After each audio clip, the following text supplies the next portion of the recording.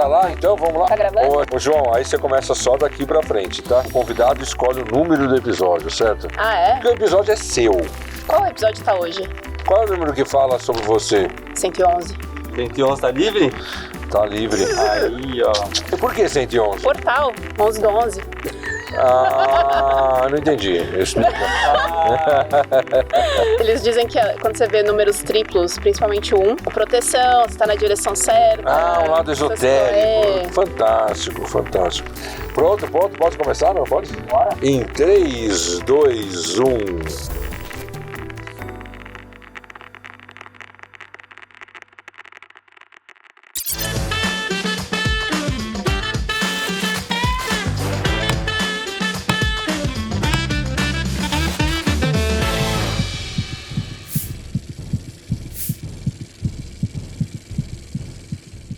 Olá! Estamos mais uma vez aqui, eu e vocês, os telespectadores, teleouvintes, teleyoutubers, seja lá o que for, em mais um episódio do podcast, que é o podcast da Polinésia, o lugar exótico de quem pensa marketing. Sempre lembrando que cuja produção executiva é da Purple, a melhor agência de propaganda, né, do mundo,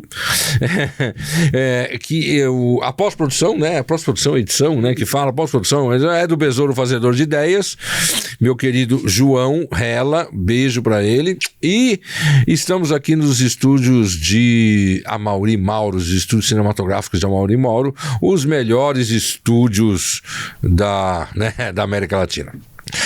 Pois bem, muito bom. E ao meu lado sempre ele, o intrínseco, olá, né? Olá. O intenso, olá. O inato, Marcelo de Toledo Bernardes. Para o mundo, Marcelo Bernardes. Para o podcast, simplesmente Toledo. Certo? Toledo, como você está? Cara, hoje eu posso ter certeza que foram coisas boas. Tá certo. Esses três que você falou pelo menos foram bons. Ah, sim, né? É isso, né? Resta saber o que eu quis dizer com intrínseco, mas tudo bem, né?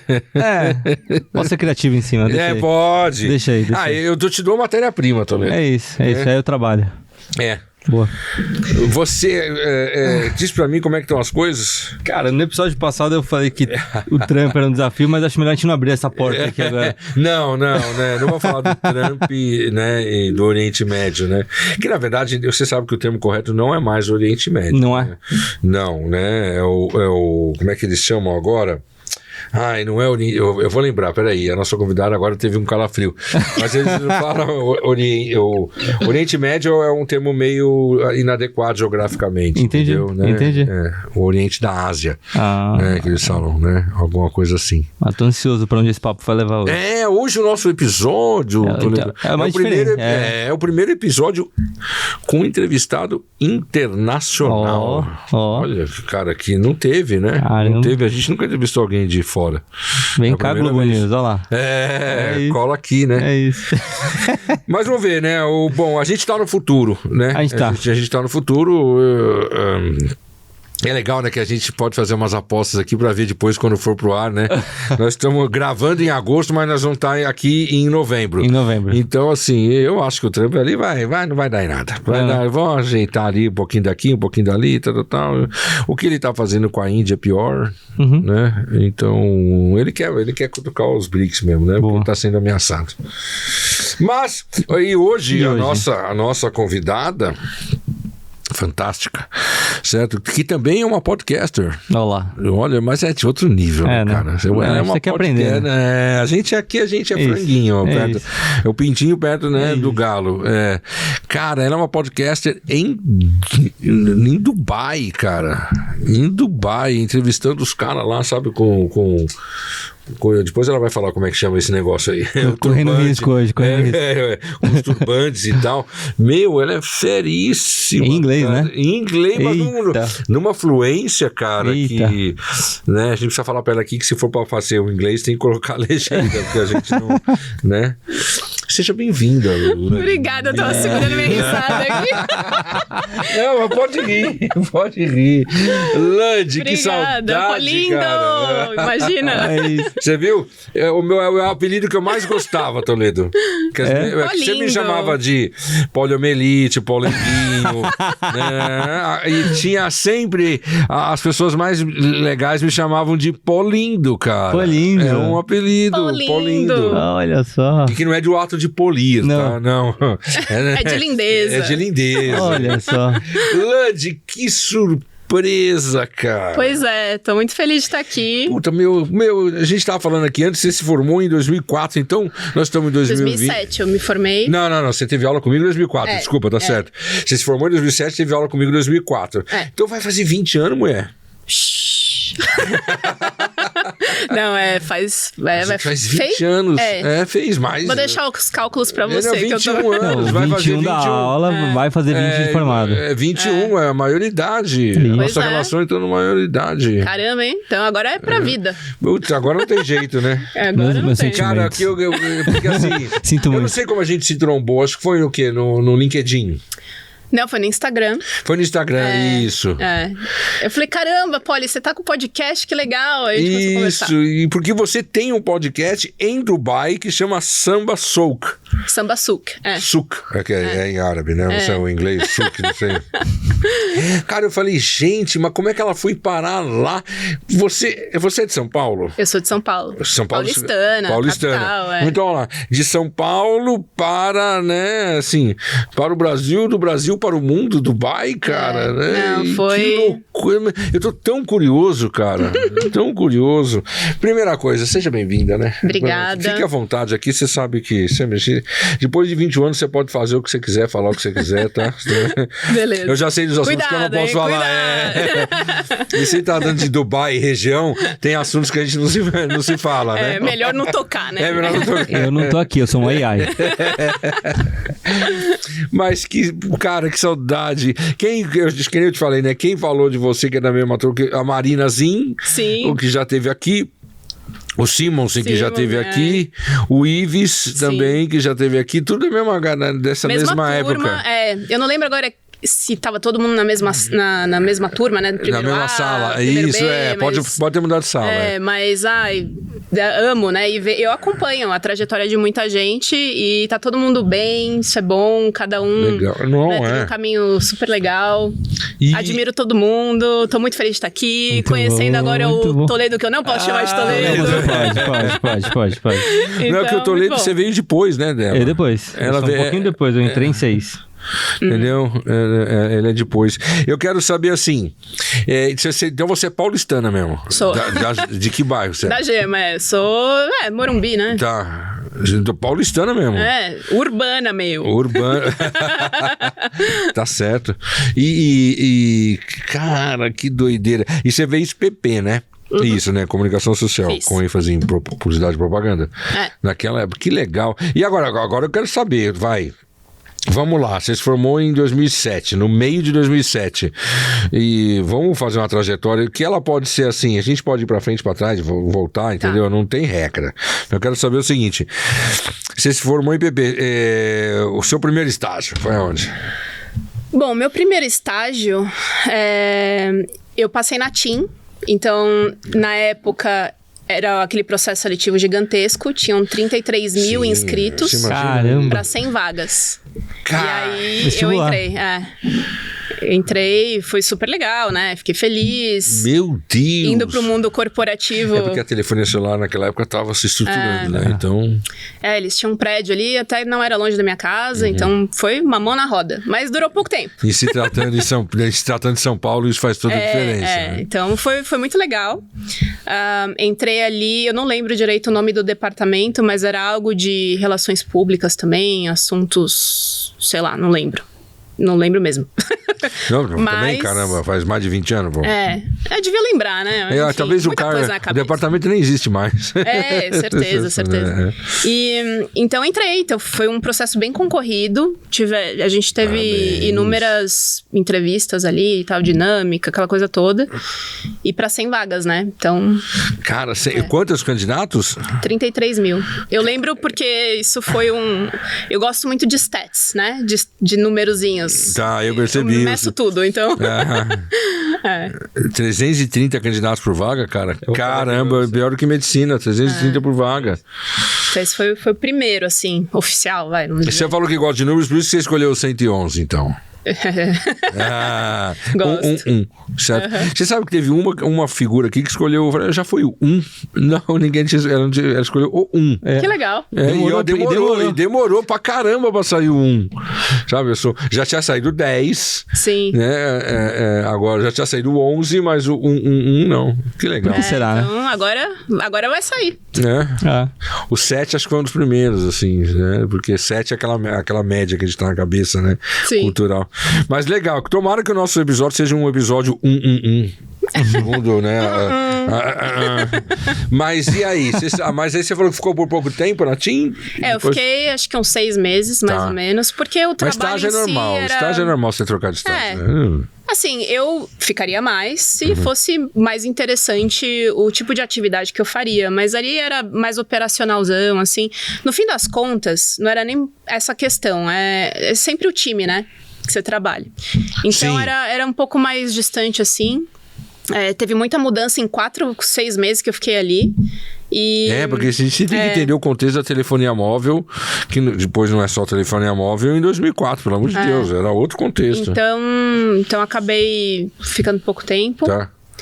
Depois disso, tô tentando lembrar, tá? Falei, dá uma trégua aí. Não, relaxa. Depois disso, eu entrei na Kellogg's.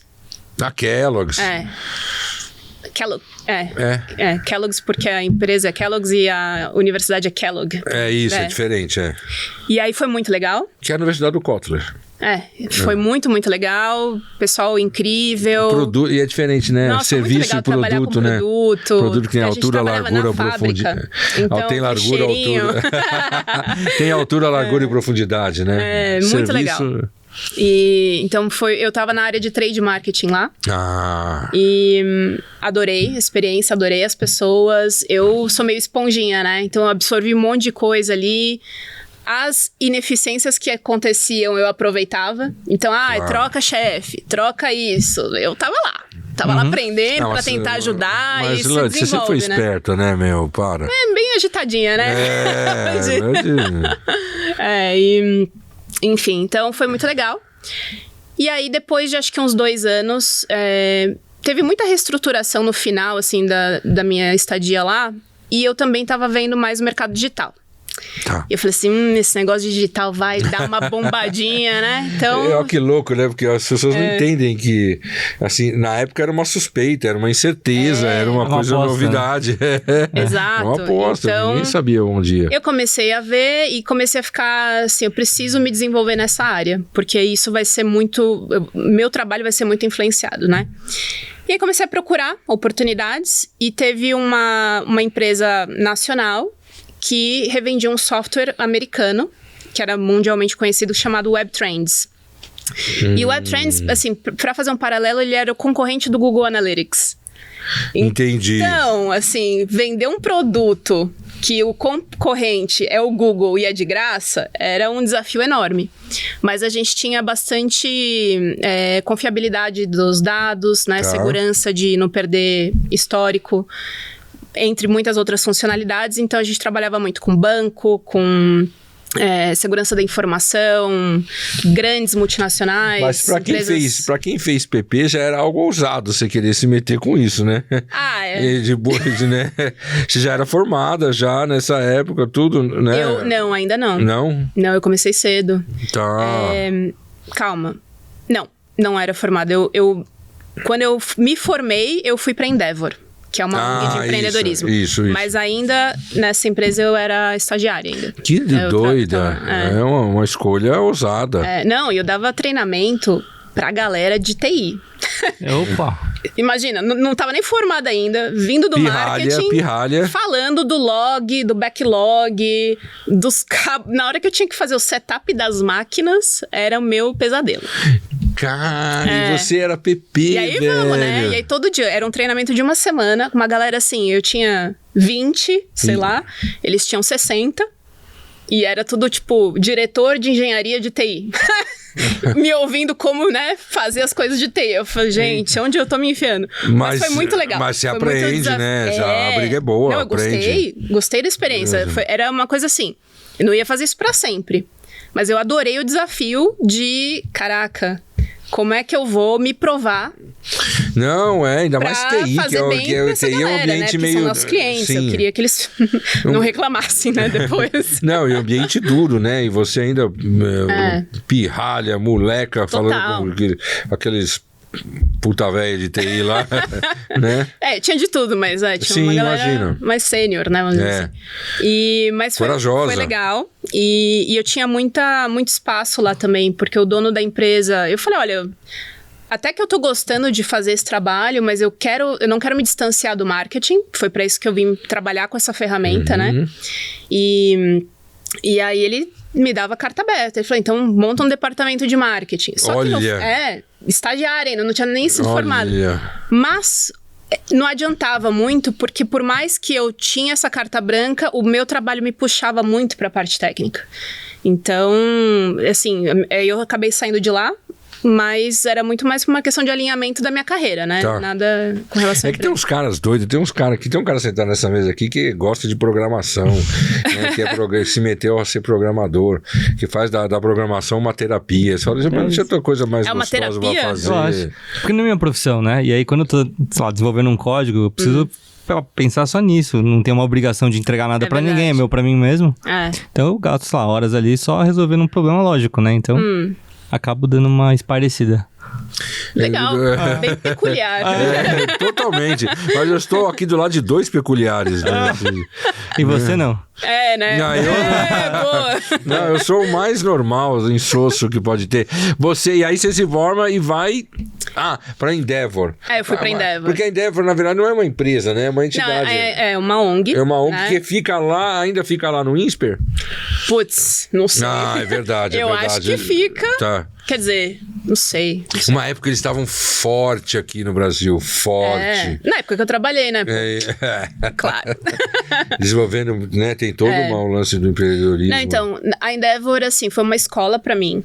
Então, eu tenho muito carinho quando eu falo deles, assim, porque é meio que a minha formação profissional foi ali. Tá. Depois que eu comecei esses estágios, eu acabei ficando 4 anos e meio, se eu não me engano, ou 5 anos 4 anos na Endeavor do Brasil.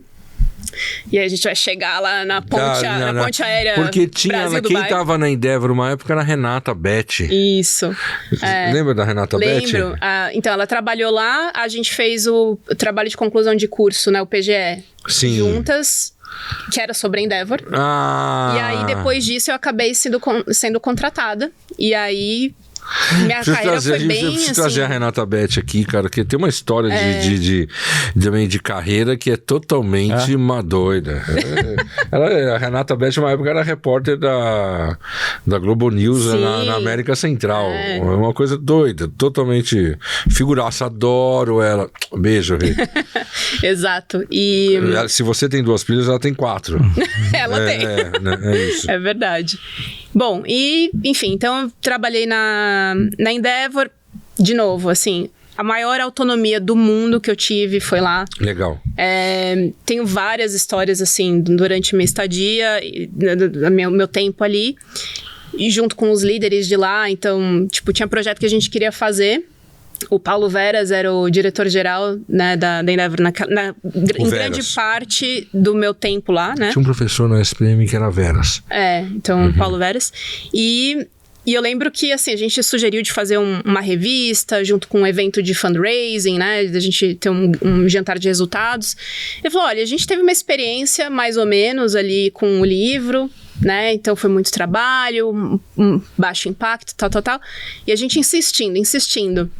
Aí ele falou assim, olha, eu falei, vocês acreditam nesse projeto, então façam, mas vamos acompanhando. E a gente fez. A revista foi a primeira revista da nossa vida, assim, né? O time fez. E a gente ficou em segundo lugar no prêmio Anatech. De revistas customizadas. A gente só perdeu pra Trip. Olha. Então, assim, foi a melhor revista ever. Exato. Então... E aí ele falou depois, né? Ele falou, caramba, né? Que legal. Que bom que vocês fizeram e deu super certo. Eu tava na dúvida, então vocês provaram o contrário. Muito legal. É legal ter um cara que tem mente aberta nesse sentido, né? Nossa, ele foi um que sabe resistir líder. até a medida. Ele é um líder. Assim, tem muita gente que é gestor, né? Ele é líder. Eu tenho ele no coração, assim, Eu sempre quis ter uma aproximação com a Endeavor. Mas o que, né? O que... Falar de empreendedorismo sem falar de marketing é impossível, né? Porque empreender, o que está no âmago de uma... É vendas, né? Marketing venda, não é. E o que, se você for mais fundo, é uma demanda, certo? Tudo parte de uma demanda, né? Se você estuda o bom e velho marketing, vocês sabem disso melhor do que eu, né? O marketing vive em função de uma demanda, certo? Eu preciso buscar uma coincidência entre aquilo que eu tenho capacidade de oferecer para o mundo e aquilo que o mundo necessita. E empreender, você resolver uma dor, né? Quais são a melhor demanda, né? E juntar uma coisa, buscar essa intersecção. Por isso que eu acho que muito se fala de empreendedorismo e às vezes falar de empreendedorismo sem falar de marketing é uma miopia, né? Por quê? Porque as pessoas acham que marketing é o Instagram, que marketing... Não, cara. Nada a ver. Eu sempre falei isso pra vocês, o processo de marketing começa a partir do momento que alguém só cogita, assim, só pensa e oferecer algo pro mundo e ganhar dinheiro com isso. A hora que o cara pensa, será que eu vou montar um boteco? O marketing já começou aí, entendeu? Com certeza. E pode ser que nunca chegue no Instagram, cara. É isso mesmo, né? Bom, e a Endeavor era uma escola, foi uma escola para muita gente. Não, eu amei e o bichinho do empreendedorismo me picou. E aí, assim, eu participei de muita coisa. Bastante. Eu fiz aquele grande projeto que é a Semana Global do Empreendedorismo. A gente ganhou 3 prêmios em 3 anos.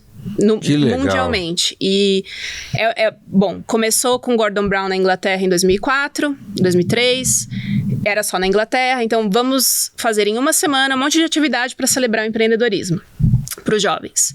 Aí deu certo, 1 ano, 2 anos. O 3º ano, Kaufman Foundation, em Washington, representando como anfitrião para os Estados Unidos, se juntou. Fizeram lá, também deu certo. Aí eles resolveram se unir e fazer globalmente. Então eles começaram a recrutar quem que vai ser o host de cada país. E aí, no caso do Brasil, foi a Endeavor. A gente também envolveu outras Endeavors, né? Sugeriu ali a participação. Só que a nossa Semana Global foi a maior do mundo no primeiro ano. Eles foram... No primeiro ano tiveram 40 países, no segundo ano 120 países, no terceiro 140. Uau! E no que teve, acho que 120 países, a gente, né, tinha o congresso. E aí esse congresso, todo mundo do mundo todo se juntava, compartilhava os resultados, melhores práticas. E aí eu fui representar na China, o Brasil. Que legal! E aí, assim, esse já era o 3º ano, né? Mas a gente teve... Nossa, e a China aberta para isso mesmo também. Foi em Xangai. Com empreendedorismo, tudo de boa, com uma entidade norte-americana e tranquilo. Não, foi tranquilo. Foi engraçado porque a gente foi fazer uma visita no Parque Tecnológico de lá, né? Então teve o tour que foi a delegação de vários países conhecer o ecossistema chinês. E na hora que a gente chegou na primeira reunião, tinha McDonald's pra todo mundo na mesa. Mentira. Porque assim, eles tentaram se adequar culturalmente pra agradar a maioria, né? Eles são diplomatas por natureza, foi muito engraçado, são diplomatas por natureza. Então... Eu fui pra Pequim, eu fui pra China em 1987, certo? Aquelas dólar 1 para 1 e tal, Nossa, né? E fiz uma viagem, eu fiz China, Hong Kong, Macau, Vietnã, Tailândia e Índia. 40 dias viajando. Aí tava lá em Pequim, né? Pequim é uma cidade, naquela época já era maravilhosa, mas tava ainda, né, numa transformação muito... E a gente descobriu que tinha uma churrascaria, cara, da Sadia lá. né, sino-brasileira. E aí a gente achou, e a gente foi comer lá. Aí tinha os chineses vestidos de gaúcho, cara. Ah, que coisa mais engraçada. Maminha, né? Maminha.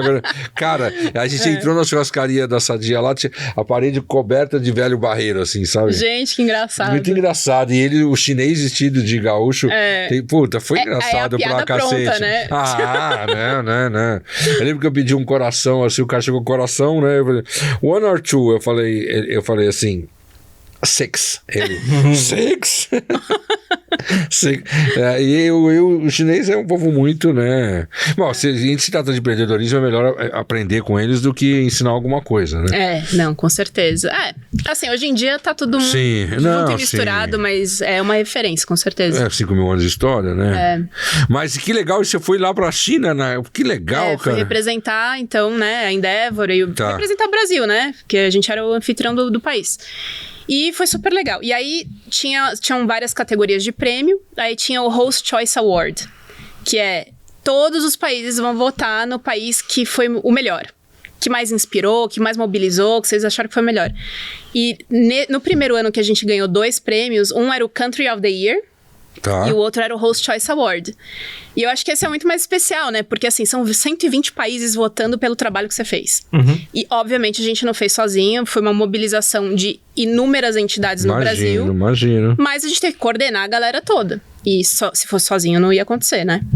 Obviamente. Então, o impacto do trabalho que teve... coordenar pessoas diferentes não é fácil. A gente coordenou mídia, educação, negócios, né, o setor privado, governo, entidades não governamentais, então outras ONGs também. Então a gente pegou os principais setores da economia para juntar e falar, vamos trabalhar a pauta de empreendedorismo? Pra gente erguer o Brasil, né? E na época que eu trabalhei lá, a gente falou assim, putz, o que vai levar a isso, né? A gente não sabe o resultado, mas alguém tem que começar. Claro. E a gente falou assim, pode ser que leve 60 anos pra gente ver alguma mudança. Mas no ano seguinte já tinha a universidade colocando empreendedorismo no currículo. Assim, só cresceu, né? Foi dobrando de tamanho. Então, mesmo depois que eu saí, continuou crescendo. A Globo se envolveu, outras mídias. Mas aí que você falou do prêmio, aí o terceiro prêmio você parou ali. Não, no primeiro ano a gente ganhou 2 prêmios, que foram esses 2. No segundo ano a gente não ganhou, porque daí a competição ficou acirrada, né? Aí a galera acordou.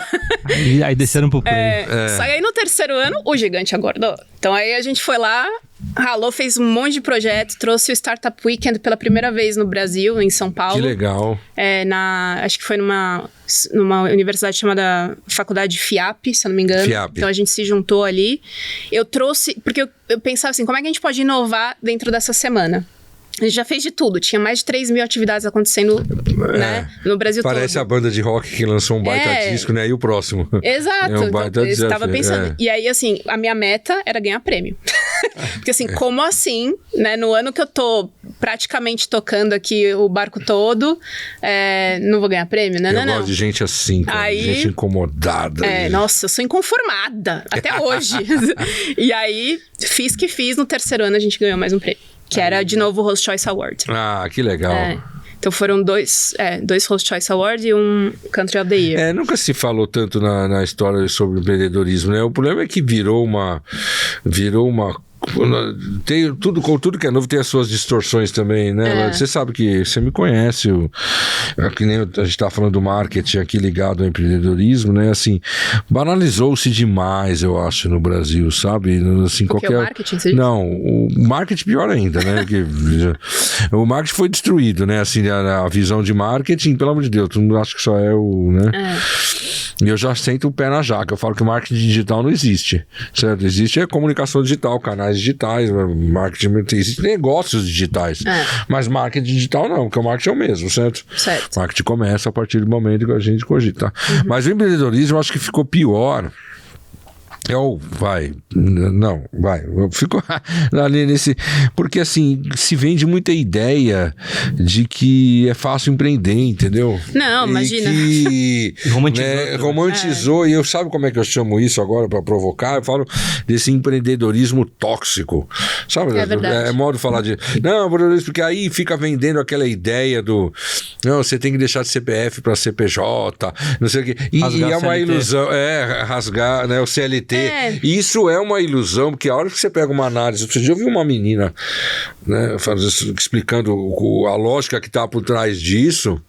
E você fala, não tem sentido. Cara, eu conheço gente que é PF que ganha 50 pau por mês, 100 pau por mês, 150 pau por mês. Eu queria CPF assim também, né? Então para com isso, né? Aí o cara acha que é nada contra, pelo amor de Deus, motorista de Uber e ele é empreendedor. Não, cara. Autônomo. É bem então, diferente. Assim, e vendendo fórmula mágica, aí entra essa coisa, você deve cobrar dos coaches, os coaches, os cursos, não sei o quê. E eu falo, gente, eu falo assim, empreendedorismo não é pra muitos, cara. Mas é pra poucos, tá, né? Assim... É pra poucos, não é pra muitos, cara. O cara demora 10 anos pra ser um bom médico. 10 anos para ser um bom engenheiro. Publicitário, vocês sabem, é a mesma coisa. Porque você começa ali, 4 anos só de faculdade. Você acaba 4 anos de faculdade, você nem é publicitário, né? Você precisa ter a prática do... Certo? 10 anos. O cara acha que vai ser um empreendedor de sucesso em 6 meses, porque o coach falou, entendeu? Eu acho... Sabe o que me irrita? Agora você abriu meu coração com você, Lange. A irresponsabilidade, sabe? Desses caras que ficam criando essas ilusões em nome do empreendedorismo. Sabe, olha, eu acho isso eu vou te falar uma perigoso, coisa, cara. Tudo que é criado depende de como se usa, né? Não. Então a gente fala, eu tava assistindo Oppenheimer, eu não assisti ainda. No avião, porque eu tô, né, na ponte aérea mais do que em casa. E é muito interessante, assim, porque você cria algo para uma finalidade, pro bem, ou sei lá, né, tem um objetivo. Eu acho que as coisas acabam... Quando elas tomam uma proporção significativa, então você realmente tem um impacto, aí você começa a ter uma avalanche de gente que vai tentar tirar proveito. Isso é no empreendedorismo, isso é na cripto, isso é, sabe, marketing digital, se a gente usar essa terminologia. Mas sabe, acho que é pra tudo. Existe, mas por que me incomoda? Às vezes entra na área de educação, de negócio, o cara fica ensinando as coisas erradas, sabe? Ensina errado. Porque se você pegar, por exemplo, startup, né? 23 bilhões de dólares foram investidos em startups que faliram no mundo, tá? Que investido em startups que morreram, que faliram em 2023. Uma coisa tá errada. Você pega no Brasil, pesquisa do Sebrae, tá tudo fundamentado. 90% das startups morrem no Brasil. Aí você vai ver a principal razão, assim, né, de pesquisar, eu fui pegar, achei uma pesquisa, achei a outra. Principal razão, criar um produto que não está indexado a uma demanda. Exato. Né, uma demanda, um produto de serviço não está... Mas isso aí você leu lá no capítulo 1, na introdução do livro do Administração de Marketing do Philip Kotler. Marketing de gestão da demanda. E aí, cara, você pega a quantidade de nano... Eu falo isso no vídeo da aula magna lá, que depois eu vou te mandar para você ver. Nano, micro, pequenas e médias empresas do Brasil nascem X por mês, morrem X por mês. Pô, o índice de mortalidade é acima de 55, cara. Então, isso... E aí frustra tanta gente, sabe? E aí os caras chegam com uma fórmula mágica do 6 em 7 que você vai ficar milionário. Meu Deus! Mas assim, isso vai ter no mundo todo. Por exemplo, hoje em Dubai virou um antro de abertura de empresa. Vem pra Dubai, vem abrir sua empresa aqui, vem ter o por causa do imposto, visto e tudo mais. A quantidade de gente orientando errado é absurda. É mesmo? E muitas vezes você tenta fazer um trabalho legal, mas a pessoa vai aprender na dor. Então, com relação a o empreendedorismo de palco, né? Gente charlatã aí fazendo... tentando tirar proveito de um monte de tema. Vai sempre existir. Mesmo no marketing. Cabe à pessoa ter o discernimento de não cair numa dessas e fazer o seu dever de casa. Então deixa eu ver. Eu vou abrir uma empresa, tem demanda, eu vou fazer o básico. Tem que estudar, eu vou né? para um outro país, que é um pouco do trabalho que eu faço de expansão internacional. Deixa eu ver se o mercado tem espaço para mim. Né? Deixa eu fazer uma análise de concorrência, fazer um estudo. Porque o mundo que também agora, todo mundo que fabrica qualquer produto, o mundo quer ir para Dubai, né? Vender em Dubai, né? Virou um frenesi, né? Virou um frenesi, de cosmético a... Descobriram agora só, que agora que tá bem saturado, né? Mas sempre tem espaço. Mas agora, quando eu falava disso, quando eu fui pra lá, que daí a gente ainda nem chegou nessa parte. Nem chegou, você tá no último ano da Endeavor. Quando eu cheguei lá, era um mundo de oportunidade, um oceano azul. Só que Mato alto, a gente da mesma forma que o empresariado brasileiro muitas vezes fala, poxa, os funcionários acabam demandando muito, são meio acomodados e assim por diante, o próprio empresariado também, quando a gente fala num nível internacional, também se acomoda. Tipo, pô, vou ter que ir até lá. Nossa, não dá pra você me representar, eu te pago na comissão. Então, você tem que fazer um trabalho estruturado. Claro. Você tem que ter estrutura independente da forma com que você vai atuar. Mas vai no país conhecer, vai entender seu mercado. Claro. Né? Dá as caras, os maiores comerciantes do mundo viajam, né? Não ficam... E o que eu vejo, assim, o empresariado brasileiro precisa evoluir muito em termos de maturidade, visão de negócio. Muito, mas muito. Não só em relação a isso, sabe? E aí vem aqueles caras de canal falando que você tem que empreender. E eu lembro que não tem um canal famoso aí, que eu não vou falar quem é também aqui, pra não queimar o filme. Eu acho que eu já sei. Que fala assim, que aí o cara tem um empresário legal, né? Você, cara, tem isso aqui, você tem que fazer isso aqui e pagar bem seus funcionários. O cara fala, pagar bem os funcionários? O cara acha estranho, cara. Sério? Acho que eu não... Ele fala assim... falou assim, você tem que pagar. Porque aí tem aquela coisa, né, de economizar com mão de obra. A gente tem uma cultura escravagista que ainda... É muito enraizado. Cara, você tem que puxar os melhores... É muito enraizado. Você tem que puxar os melhores cabeças. Pague bem as pessoas. Entendeu? Exato. Então acho que isso tá enraizado. Mas voltando então um pouquinho, né, da Endeavor. Você tava lá, ganhou prêmio. Aí a gente, né, feliz da vida. O Brasil ganhou prêmio. A gente nem... Sim. A gente fez isso pelo país, por sua sabe? culpa. Por sua culpa. Da organização, né? Foi uma equipe, né? Enfim. Eu sei, mas... coordenada por você. Pronto. Tinha também a Karen, eu trabalhei com ela, o Rodrigo Teles, o Paulo Veras. Muita gente se envolveu, né? Mas, sim, acabou ficando no meu colo.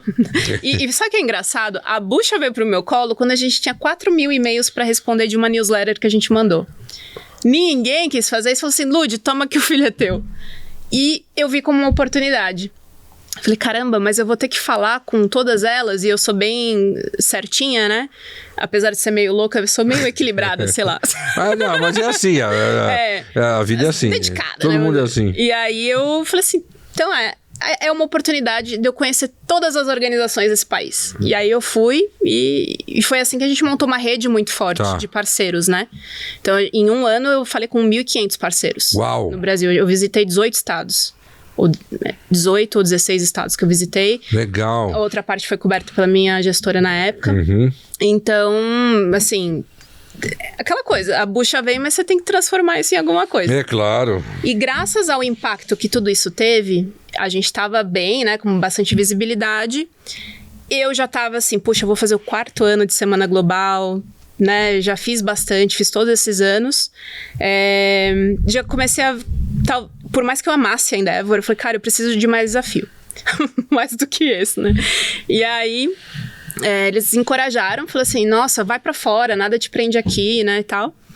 E aí eu comecei a fazer umas entrevistas. Podia ter ido pra marketing no Chile, a Endeavor Chile. Tá. E teve essa oportunidade de representar a Endeavor Global de Nova York. Então, ser contratada por Nova York, mas pra ficar baseada nos Emirados. E a minha função era de entender qual que vai ser o modelo de negócios da Endeavor ali. Por quê? A gente tinha... Porque pode mudar de país para país o modelo, naquela né? época... Não. Vocês são uma ONG, não é? Uma ONG, mas é bem business, né? Então, sim. Naquela época, a Endeavor ela atuava em países emergentes. Hoje, eles estão em várias cidades, independente de se é emergente ou não. Uhum. Mas naquela época vamos desenvolver a cultura empreendedora em países que precisam dela desenvolvida. Para estimular a economia, geração de renda, emprego, tecnologia e tudo mais. E ter um impacto, né? E nesse sentido, eles tinham a operação que selecionava empreendedores localmente nos países emergentes e redes de contatos de mentores em hubs globais. Então, São Francisco, Londres, né? E assim por diante, Singapura. Eles não sabiam o que fazer com Dubai. Com os Emirados, né? Dubai é uma marca muito forte, mas é o país dos Emirados. Por quê? Lá eles tinham todos os desafios de um país emergente, mas nos relatórios do InBusiness Global Monitor, eles eram considerados como um país desenvolvido pela quantidade de capital que tinha.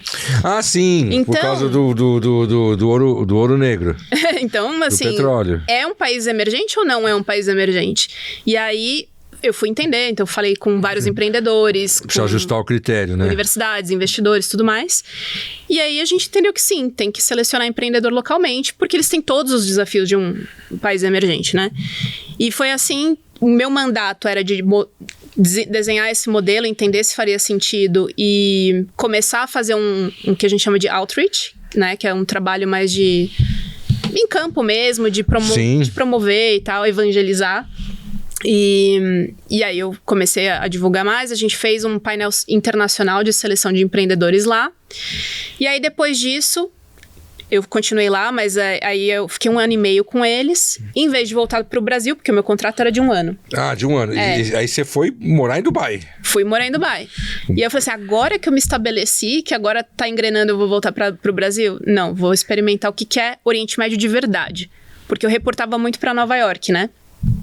E o choque cultural, meu querido? Porque quantos anos você tinha? 20 e poucos anos ainda. 25. 25 anos. Cara, é porque é um choque cultural. Eu era gerente geral de uma organização internacional em Dubai com 25 anos. Com 25 anos. Sem nunca ter pisado lá, quase, né? Você nunca ter pisado lá. E aí você tava no Brasil aqui, né?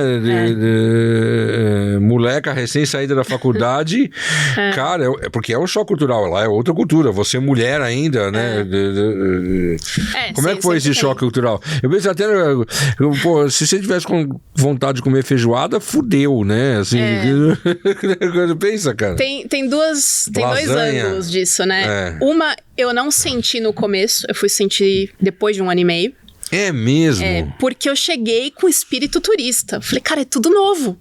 Então eu fui super aberta. E eu acho que é um pouco da minha personalidade. Eu fui assim, tô aberta. Vamos entender como que a galera funciona aqui pra eu me adequar. Diferente de eu, nossa, eu tô com Não, desafio, né? Desafio, legal. Eu tô com as minhas vontades de Brasil, né? Tô com a nostalgia dos meus costumes e hábitos do Brasil. Eu não tive isso. Tá. Então eu literalmente... Cidadã do mundo. Foi muito, assim, eu literalmente virei a chavinha, falei assim, como é que eles funcionam aqui? O que eles comem? E eu me adequei. E você foi sozinha? Família, namorar, nada? Nada. E... Coragem. Hoje em dia a gente olha pra trás e nossa, né? Mas é bom olhar. E era coragem. Na época da Primavera Árabe, né? Então assim, por mais que não... Jesus. Foi em 2011, então por mais que não tinha nada nos Emirados, a mídia projeta que o Oriente Médio é um bloco todo, né? E meus pais falaram assim, meu Deus. Teve uma situação que meus pais falaram assim, filha, o que você tá fazendo da tua vida? Porque você entrou numa multinacional, né, ganhando X, e aí você foi mudando, e agora você chegou numa ONG, ganhando menos, você vai virar hippie? Você tem que ser, ou sei lá, trabalhar em banco ou em farmacêutica que nem seus pais. E eu, né, sempre em mais Dubai, assim, né? Hippie em Dubai, né? Hippie em Dubai é chique. Eu falei, não, fica tranquilo, eu sei o que eu tô fazendo. E aí, quando eu tive a oportunidade em Dubai, realmente, né? Como é que você vai mensurar o que seria melhor pra mim, né? Em termos de carreira. E aí, eles entenderam que eu realmente cresci muito rápido na Endeavor. Eu sempre abracei coisas gigantescas, então... Cara, eu acho que eu dei muita coragem, assim, pra algumas coisas. E ganhava em dólar também, né? Porque era pro Nova York que você falou. Aí, quando eu fui pra Dubai, sim, eu ganhava em dólar. Lande do céu, que coragem. A gente convertia pra dirhams, né? Que é a moeda de lá, mas sim. Que coragem, que coragem. E... Agora eu lembrei do termo, o que eles falam não é Oriente Médio, é Sudeste da Ásia. Na verdade, né? Sudeste da Ásia. A gente chama de Sudeste da Ásia, mesmo estando no Oriente Médio, outros países, sem ser o Golfo. Tá. Porque assim, geograficamente... O Oriente Médio não tem muito sentido, né? Porque se você tá no Oriente, você não pode ser médio, né? Então, é uma coisa estranha. Eu vi um vídeo de uma indiana falando sobre isso hoje, né? Porque foi nomeado Oriente Médio porque os britânicos, ou a Europa, colonizou o mundo. Então, do ponto de vista deles, ali é o Oriente Médio... E o outro é o Far East, porque é mais longe e assim por diante. Os britânicos nunca foram muito bons de delimitar fronteiras, né? Onde eles delimitam fronteira dá pau, né? Você já percebeu, né? Tá melhor que a gente, que muitas vezes é o rest of the world, né? Exato. É o quintal do mundo, né? Os caras chamam a gente de quintal do mundo. Que Mas legal. Assim, dependendo da metodologia que é usada para esse assunto, eles consideram o Oriente Médio como um bloco diferente, incluindo ou excluindo países. Tá. Então, geralmente, o que é o mais tradicional? Você fala que tem o Oriente Médio, Norte da África e Turquia. Sudeste e Sul da Ásia. E aí, Ásia e outras coisas, entendeu? Western Europe, Central Europe e assim por diante. O que se come em Dubai? Vai. Comida mediterrânea. Nossa, adoro. Que beleza. Se é comida mediterrânea, ok. Frutos do mar pra cacete. Tem o tabule, né? Tem a comida árabe, mas ela por si só já é meio mediterrânea. Eu amo tabule. Amo tabule. X-tauk. Essa pauta, essa hora, vocês estão de sacanagem. É verdade. Vamos parar de falar disso.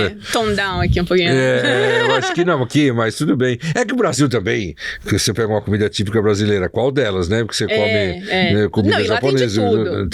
Tem pizza, tem hambúrguer, tem macarrão, tem tudo. Mas eu amo a comida árabe e ela tem um vínculo mediterrâneo, né? Então eu gosto bastante. Que legal. Eu acabo comendo mais. E é gozado que, ou seja, é aquela coisa do... A gente já falou com uma ex-aluna aqui, que é a Zaya, a Aline Zaya, que ela fez, olha, ADM, aí ela virou uma terapeuta de expatriados. E a gente falou muito isso sobre a questão do expatriado, do sentimento, né? Dos desafios dos expatriados. Então, por isso que me fez lembrar. E ela falou um pouco disso, que chega, é tudo novidade, né? E depois parece que a ficha vai caindo, né? E você falou que demorou 1 ano e meio. Porque daí, o que acontece? Eu fui entrar de verdade em trabalhar localmente, né? Porque eu reportava muito para os Estados Unidos. Então, minha equipe ficava lá, eu tinha um colega indiano, mas eu desenvolvia o mercado, ele era mais pesquisa. Então, ele trabalhava remoto desde aquela época. E claro, né, eu desenvolvia ali, mas eu queria sentir como que é trabalhar com os árabes, com os indianos ali, né? Então, eu resolvi ficar, eu fiz meu MBA lá, me forcei, porque é muito fácil, é cômodo voltar para o Brasil quando você tem as adversidades. Tá muito difícil aqui, eu vou voltar, porque sempre tem sua casa. E eu me forcei a ficar lá para não correr o risco de pensar assim. Então, eu me inscrevi no MBA, mesmo sem emprego, com as minhas economias ali. Porque já tinha fechado o período... Porque eu saí da Endeavor e eu só fui conseguir emprego de novo porque era verão, aí o mercado parava e tudo mais, uns 6 meses depois. Uau! E nisso eu fiquei ali, né? A saída da Endeavor, ok. Foi ok. E aí depois eu era gerente geral, né? Da Endeavor lá. Eu era Senior Marketing Manager para Endeavor Global, mas localmente ali eu era gerente geral da empresa. Então eu respondia, eu era signatária da empresa. Uau! Uau! Responsa!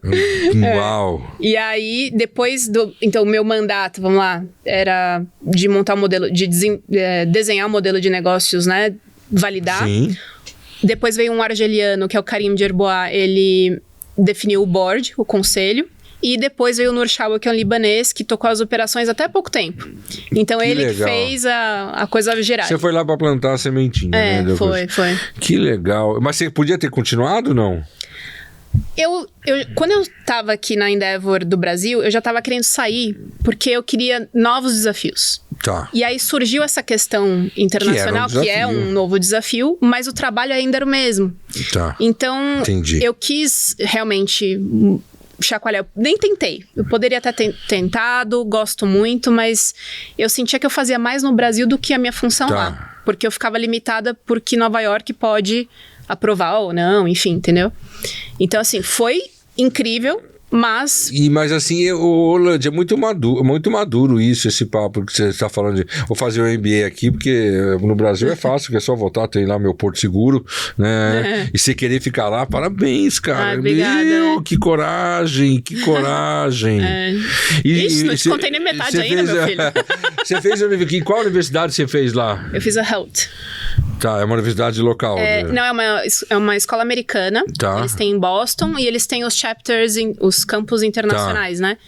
Então tem Londres, São Francisco, Boston, Xangai e Dubai. Aí eu me inscrevi lá. Que legal. Eu queria uma bandeira americana. Assim, americana não, eu queria das top internacionais, né? Eu não queria nada local, assim. E eu achei que eles tinham um vínculo com o empreendedorismo muito legal. E aí eu fiz. Que doideira. E nisso eu arranjei emprego, daí eu fui fazendo outras coisas, né? Eu comecei a trabalhar com desenvolvimento de negócios para petróleo e gás, para software, investimentos, criação de conteúdo árabe com o empreendedor Endeavor da Jordânia. Nossa, foi assim, zigue-zague incrível. Mas que doideira, isso com nem 30 anos. Meu Deus. É verdade, Que coragem. E ali estudando inglês, fluente, você fala bem pra cacete, né? Obrigada. Né? Pelo amor de Deus, né? Eu dei uma brasileirada, porque eu acho que eu tô mais relaxada, assim. Não, tudo bem. Trabalhar mais com o Brasil, a gente volta um pouquinho. Não, tudo bem, 2 meses de lá, você volta pro né? Mas hoje em dia é até legal quando você tem um sotaquezinho, assim. Eu aprendi a valorizar. Fica exótico, né? O pessoal gosta. Os indianos têm, né? You dinner in my house, you are my friend. Né? I told you not to do that. Como é que é o sotaque de Dubai pro inglês? Pro inglês? Gente, tem tanta piada, tem tanto meme viral aí. É que assim, Dubai, a população é 11% só, né? A 90%, 89% é expatriado. É expatriado. Dentro desses expatriados, 27% é indiano, paquistanês, né? Tá. Então, o pessoal mais do sul, sudeste da Ásia. Filipinos. Tem os árabes da região, então do Levante, que é Síria, Líbano, Jordânia e assim por diante.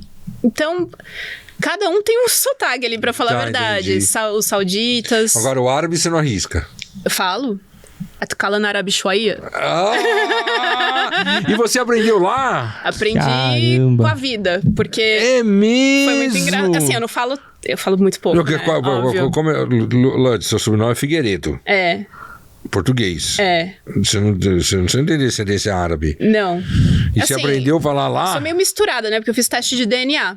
Porque quando eu cheguei lá, toda nacionalidade que eu falava, eles achavam que eu era da nacionalidade deles. Eu fui pra Tunísia, a mulher achava que eu era da Tunísia. Eu falava com um indiano, ele achava que eu era Punjabi.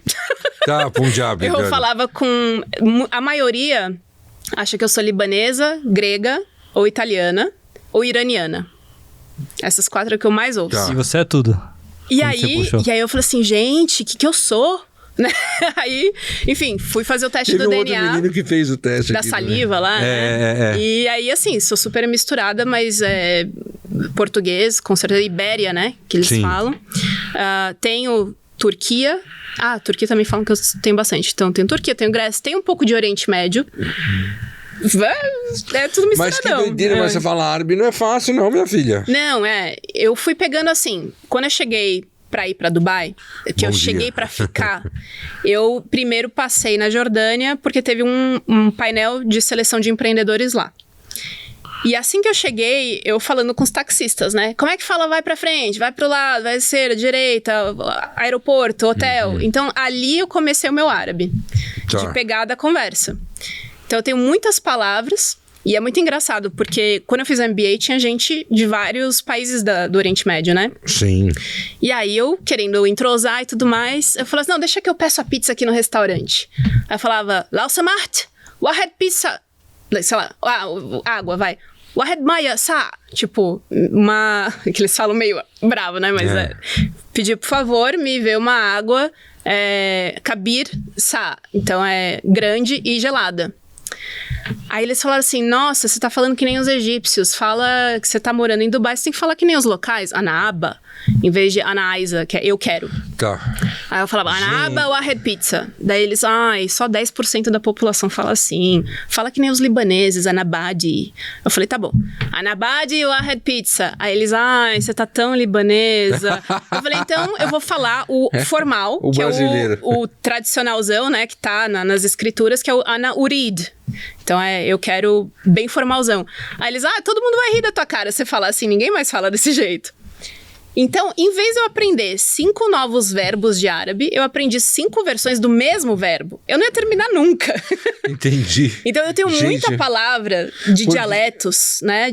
Mas é difícil você aprender o idioma em si. E assim, outra coisa, é um idioma da direita pra esquerda, né? Mas isso daí, pra mim, é mais fácil, tá? Eu aprendi a ler. Então, quando eu li Carrefour, nossa, foi a vitória da vida. Falei assim, Carrefour. Daí, celebrei, porque eles não colocam as vogais, né? Então, quando você lê Carrefour, você lê o K, o R, o F e o R. Então, você tem que adivinhar se não tiver acento, porque cada acento é uma vogal, mas geralmente não tem, assim, nas marcas principalmente. Mas você é muito doida, muito corajosa. Parabéns. Obrigada. E aí você entrou no lance do comércio, no RI, Relações Internacionais, Comércio Internacional. Aí, antes de eu entrar no comércio internacional, eu empreendi. Porque, meu filho, agora eu quero ver. Então, assim, eu trabalhei nessas empresas, né? E aí eu saí dessa de criação de conteúdo árabe. Imagina. Eu pagaria pra ver tá achando isso. Que a nossa vida tá difícil? Então. A gente via os influenciadores árabes criando comédia e eu ria junto, mas eu não tava entendendo nada. Entendi. Então eles olhavam, assim, a gente tava vendo pra aprovar, né, o conteúdo, todos eles rindo, porque eles entendem, são jordanianos, né? E eu, eles olharam assim pra mim, você tá entendendo? Eu, sei lá, peguei pelo contexto, não sei. Foi engraçado. Mas nessa época eu queria aproximar o Brasil de lá, né? Eu via muita oportunidade. E aí eu falei, putz, é agora ou nunca. Porque eu vou ter que dar um voto de fé aí pra ver se esse negócio vira. Só que eu acho que eu tava muito cedo no mercado. Porque a demanda, ela existia. Tá. Né? Incipiente, mas existia. E eu tava enxergando que ela ia crescer muito. Principalmente por duas questões. Segurança alimentar e segurança energética. Tá. Em 2017, isso, tá? Alimentar? Então, nos Emirados ou nos países árabes, é difícil você plantar comida, né? Porque é muito quente, é árido, é deserto. O Brasil exporta muito frango, né, para essa região. A gente exporta... Muito frango, a gente é grande exportador de 36 produtos. Frango, laranja, café, todo tipo de proteína animal e assim por diante. E a gente, na verdade... Produtor. Você pega o ranking do café, eu tava vendo por causa do Trump, é ridículo que o Brasil é o que tá em segundo. O Brasil é uma diferença assim. O primeiro é o Brasil, 450 milhões de toneladas por ano. O segundo, não sei quem que tem metade. Acho que é a Índia que tem metade. Exato. Né? E aí o que acontece? Proteína animal, o Brasil também é o maior produtor do mundo. E aí eu lembro que eu tava ouvindo na rádio, eles falando que custava em 2017... sei lá, 80 bilhões de dólares, né, essa insegurança alimentar, para continuar abastecendo o país com alimento para não faltar para ninguém. E que isso, em 10 anos, ia custar 400 bi de dólares. E quem é que paga a conta? É insustentável. Então, tem um movimento, desde aquela época, de estimular a economia localmente para você ter alternativas para ter comida, né, não faltar alimento para ninguém, com a nutrição ideal, com preços razoáveis. Então, quando se tem uma estratégia de segurança alimentar, é sobre isso, né? E os chineses plantam no deserto também, eles são foda, né? Eles plantam tomate. Hoje tem acho que 40 culturas que eles plantam lá. Pepino, tomate, tem um monte de variação de tomate, porque tomate é fácil para plantar na areia. E o chinês tem isso, né? Desafio. Nós temos um deserto aqui, vamos fazer ele plantar. E a técnica que eles usam, eles foram beber nos antepassados que tinham de colocar o vento pro cara. Aí você olha, é tão lindo. Eu falei, cara, os criadores de peixe também, que os chineses... Meu Deus!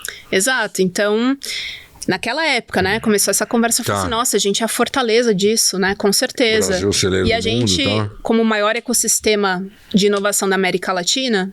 Como é que o maior ecossistema de inovação da América Latina, né, não se fala com o maior ecossistema de inovação do Oriente Médio, que é os Emirados até hoje. Por mais que a Arábia Saudita está crescendo muito, despontando, continua sendo o principal ponto de entrada. Então eu resolvi aproximar os dois.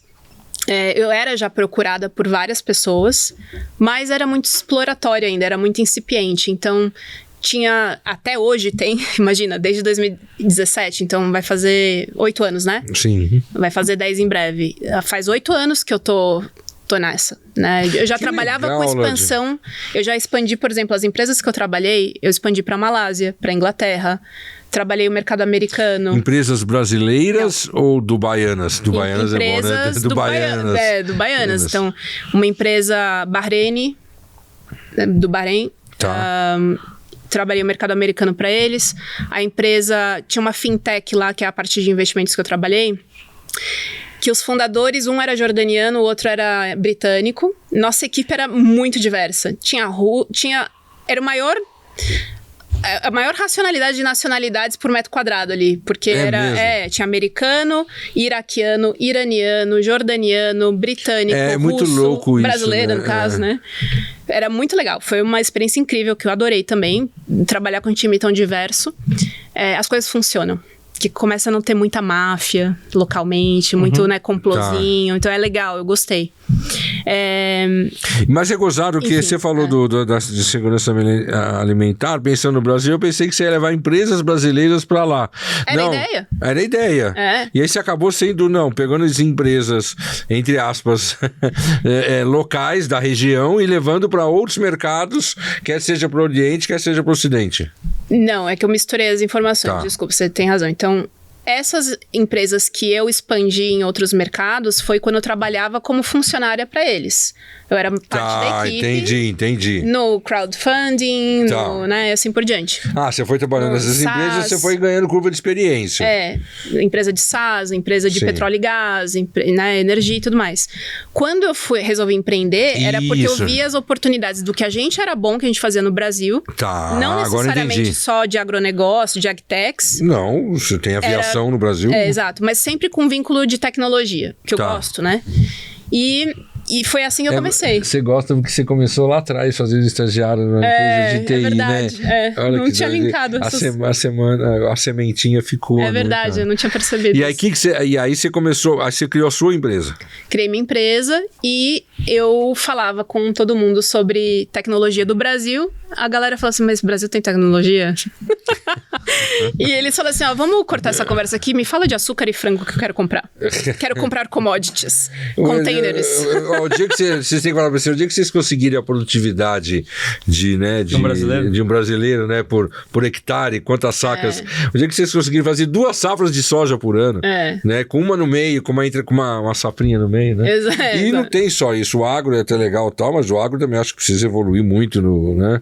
Porque não é inteligente exportar soja, você tem que exportar o óleo de soja, exatamente, esse é o grande ponto. Porque aí você pega um avião da Embraer, que vai custar no mínimo, o mais barato deve custar $50 milhões, certo? Converte isso em sacas de soja, acho que deve dar 2 ou 3 navios, certo? É muito mais inteligente você exportar avião do que você exportar soja. Aí entra um pouco de jogo de interesse, né? Porque... De uma política de Estado, não de governo. Uma política de Estado. A China tem uma política de Estado. Você exporta óleo? Mas o setor privado você tem mais valor também. agregado, né? Se você colocar valor agregado, tem numa marca para ser trabalhada lá muito fora. Muito mais. Onde está o valor da laranja? No óleo essencial que está na casca. Que é para a indústria da perfumaria. E isso vale uma grana absurda. Entendeu? Vale a mesma coisa para outros insumos. Exportar minério de ferro e importar aço. Você fala, vamos produzir o aço aqui, né? Você tem um valor agregado muito maior. Né? Sim. O agro precisa evoluir nesse sentido, que vai ser a evolução da Amazônia. Principalmente na questão dos óleos essenciais e tudo, a evolução da Amazônia é frutas, isso. ingredientes exóticos, né? Não, a gente tem muito ramo para crescer agora, ainda. E a gente tem bolsões de tecnologia no Brasil, pelo amor de Deus. Não, a gente tem, só que eles não conheciam. Sim. Então, esse foi o grande gap para mim. Eu tava muito à frente do mercado, né, de fazer essa ponte. Eu comecei muito cedo. Ou uma oportunidade, né, Lud? Mas é aquela coisa, o first mover advantage, né? Eu começando primeiro, eu sofri mais. A minha jornada foi mais árdua. Hoje a galera vai, deslancha, né? Chegou, já dá uma acelerada. Eu levei mais tempo, mas eu fiz as coisas no tempo certo. E eu fiz muito mais de forma missionária do que de querer realmente embolsar uma grana.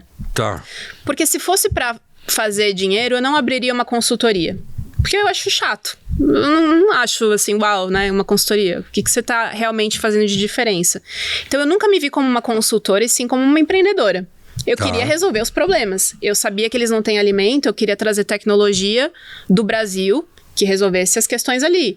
Eles têm fazenda vertical, usam robótica, né? Então, eu queria trazer esse tipo de valor.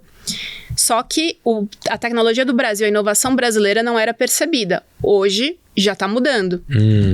Hoje a gente tem muito brasileiro desenvolvedor trabalhando lá, então o trabalho do brasileiro lá é bem valorizado. A gente trabalha bem, bonitinho, eles valorizam. Você sabe onde é valorizado? Que eu vi também uma aluna na Austrália, falando que assim, o brasileiro é muito bem visto na Austrália, principalmente na área de marketing, nas agências de lá.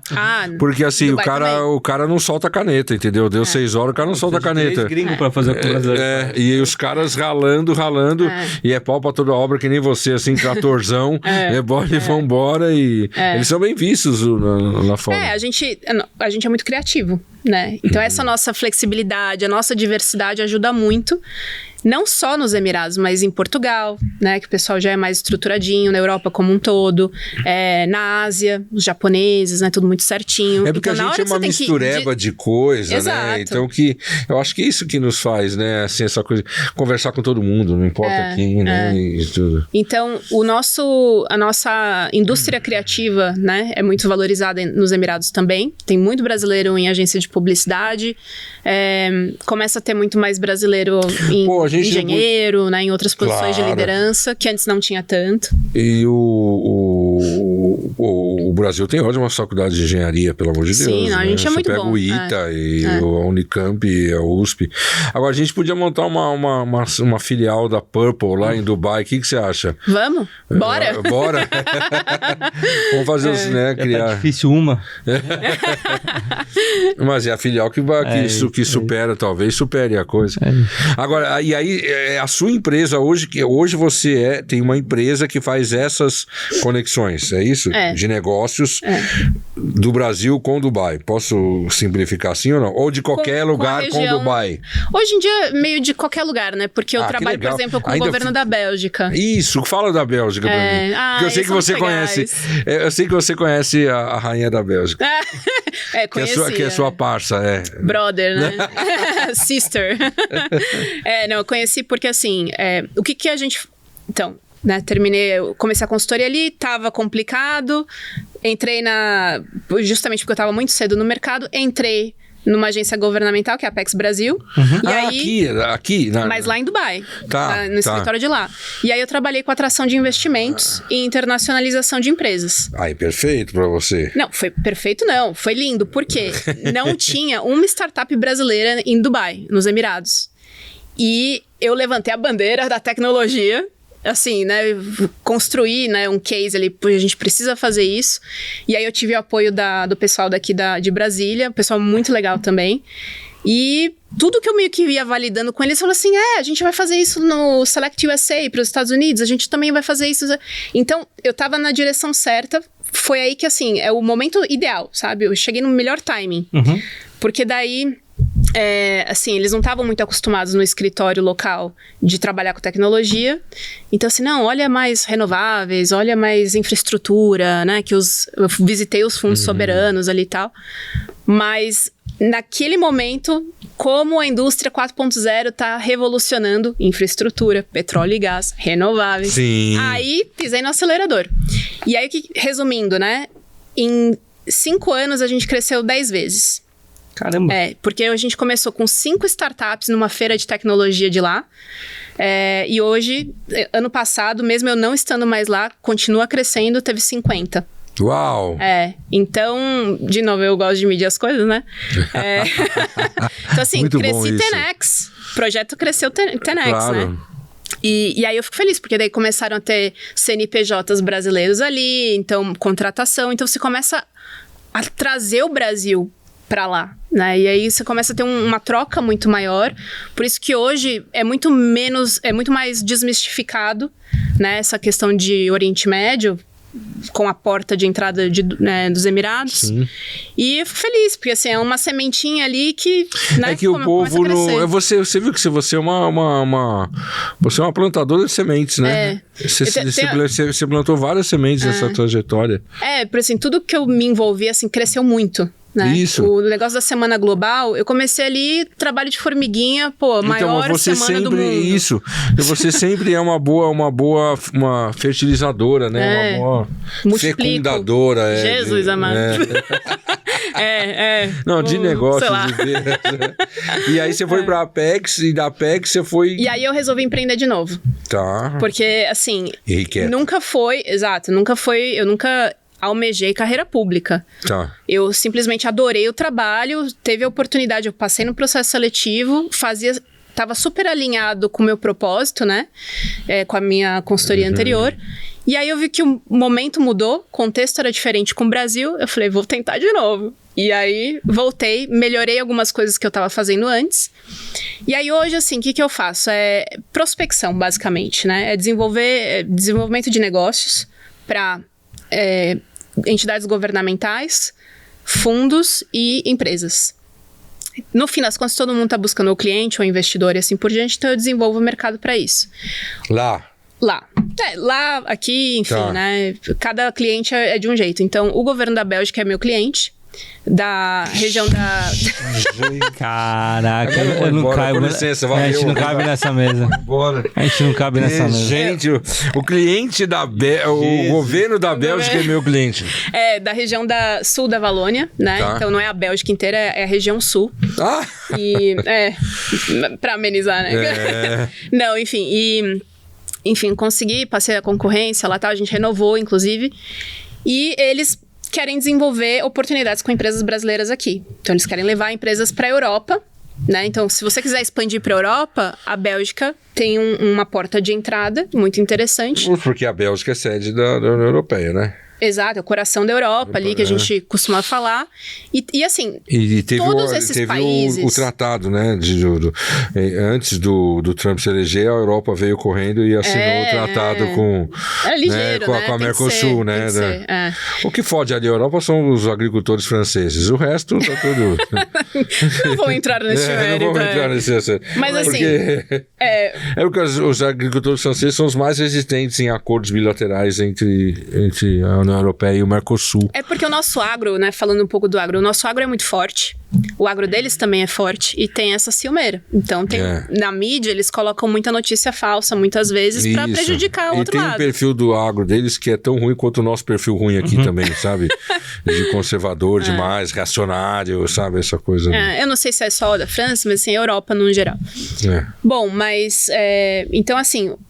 Independente do país que as empresas buscam expandir, precisa ser feito, né, todo um estudo, porque por mais hype que tenha hoje nos Emirados, não é para todo mundo mais. Claro. Já pode ter sido, para muito mais empresas, hoje em dia está mais seletivo. E isso é bom, porque o mercado se sofisticalizou. Né? E a Europa, ela já é sofisticalizada porque ela já tem muito mais histórico do que os Emirados. E ela também não é para todo mundo. Então, algo que sirva para cá, talvez não sirva para lá. Ou mesmo que uma solução de uma empresa de tecnologia ou um produto manufaturado do Brasil que queira entrar nesses mercados para vender, talvez eles tenham espaço em ambos, mas às vezes você tem incentivos fiscais em você tem muito mais apoio para conseguir entrar na região. E você precisa ficar ligado em tudo isso, né? Exato, a logística intermodal pode fazer muito mais sentido em um ou outro. Então, a questão do Brasil, e essa é a dificuldade que a gente tem das empresas se internacionalizarem, é que o Brasil é muito grande. Então, a gente, historicamente, idolatra muito empresários. Enfim. O Brasil é do tamanho da Europa inteira. Até o mesmo empreendedorismo. A própria plataforma que eu ajudei a criar, né, na Endeavor, ela valoriza histórias de empreendedores que ralaram muito e deram certo. Qual que é o desafio? É você idolatrar aquela pessoa. Porque daí você começa a entrar num ramo que não é legal e que você começa a seguir tudo que aquela pessoa faz e em algum momento você não conhece a vida dela, né? Então, eu acho que a idolatria sempre prejudica. Tudo em excesso, né? A gente tava falando aqui dos coaches, dos milagreiros e tal, né? Naquela época, né? Empreendedores de palco e tudo mais. Então, eu acho que é importante a gente se inspirar com as histórias, mas nunca idolatrar, porque nem o empreendedorismo como conceito que a gente tava falando, ninguém sabe a sua história, a sua realidade. Eu lá em Dubai, quando eu tava procurando emprego depois que eu saí da Endeavor, eu queria empreender, mas não ia pagar a conta. Então, assim, ninguém tem nada a ver com a minha vida. Eu entrei num emprego e tava feliz da vida quando eu consegui. Né? Isso não... Tem gente que fala assim, não, eu só vou empreender, ou não é isso que dá valor, enfim. Não tem nada a ver. Então, hoje eu empreendo porque eu acho que faz parte do meu perfil. Se eu tiver que trabalhar para uma empresa, não tem problema algum, desde que eu possa ter minha cabeça de empreendedora, né, em ação. E eu acho que isso que é o bacana. Que legal. E hoje a gente vê, né, vários empreendedores que também ocupam cargos de empresa depois de um tempo. Então, acho que tudo se recicla. O importante é não idolatrar as coisas. A gente faz muito isso aqui no Brasil. E é algo cultural. Ao invés de a gente pensar com a nossa cabecinha, fazer o estudo do dever de casa e ver o que é melhor para a empresa. E não seguir o que a galera tá falando ou para onde a galera tá indo, né? Mas aí que tá, né? Fazer o estudo consistente, embasado, real, quantitativo, qualitativo, né? E assim, cultural. E cultural. Grande parte das coisas que são mal sucedidas é um entendimento da dinâmica de mercado local. Por mais oportunidade que a gente tenha, por exemplo, com chocolate... Não, é exportar abacate... como é que era? Exportar abacate maduro, que dava um problema, né? Porque não tinha... Isso. E porque o abacate se come salgado fora, não é... né? E aqui, acho que é o Brasil o único lugar que até hoje que eu achei que come doce, né? O abacate. É verdade. E já sofri com isso em lugares internacionais, né? Mas o Brasil tem, por outro lado, algumas áreas de negócio do Brasil. A Sadia exportava comida a partir de sacrificava os animais para fazer carne e tudo, segundo um rito muçulmano. É o halal. O Brasil tem essa capacidade, né, de se adequar ao local, aos hábitos locais. E a gente tem um selo halal muito forte, né? Nossa indústria, ela já segue isso bem. Como tem o kasher também. O kosher o kosher também tem. Mas assim, vou dar um exemplo. Quando eu comecei a procurar um lugar para morar lá, eu tinha que pagar o ano inteiro do aluguel na lata, à vista, num cheque só. E você que tá chegando para abrir empresa, para se estabelecer, que mal conta no banco tem, como é que você faz? Então, isso é que eu digo de dinâmica local de mercado. Por mais de oportunidades e tudo mais, como é que eles funcionam? Mesma coisa. Tem distribuidor, não tem distribuidor, tem intermediário, não tem intermediário. Quem é o decisor daquele distribuidor que você quer vender? Você acha que vai vender para os árabes? Você está muito enganado, você vai encontrar um paquistanês, um indiano, você vai ter que lidar com eles. E aí a conversa ela é muito diferente. Como eles avaliam uma proposta de negócio é muito diferente.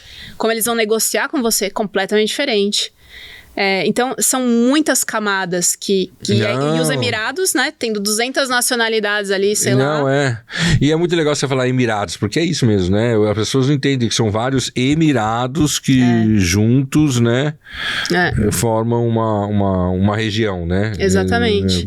A gente tava falando, por exemplo, eu investi Dubai é um Emirado. É um Emirado. Um Emirado. Tá. De 7. De 7, isso. Eu tava falando, eu investi numa empresa de pet, né? Sistema populacional de pet. Então, eles têm toda uma inteligência, um dashboard para o mercado imobiliário. E a gente resolveu explorar um pouquinho o boom do mercado imobiliário dos Emirados. Tá. Porque eles querem... Tem uma meta governamental que é o D33. Que é o Dubai 2033. É um plano governamental para dobrar a população até 2033. Tem várias metas que eles querem atingir. Urbanização, e ser totalmente digital, tem um monte de questão. Para contribuir para que a população dobre de tamanho, você tem que atrair expatriado. Você vai atrair da onde, né? Você vai ampliar novos países para poder trazer essa galera. Teve uma grande enxurrada de russos e ucranianos, e essa galera vem com a família toda, né? Então, teve esse boom também, justamente, infelizmente, por conta de conflitos. Mas, hoje, pet faz parte da família.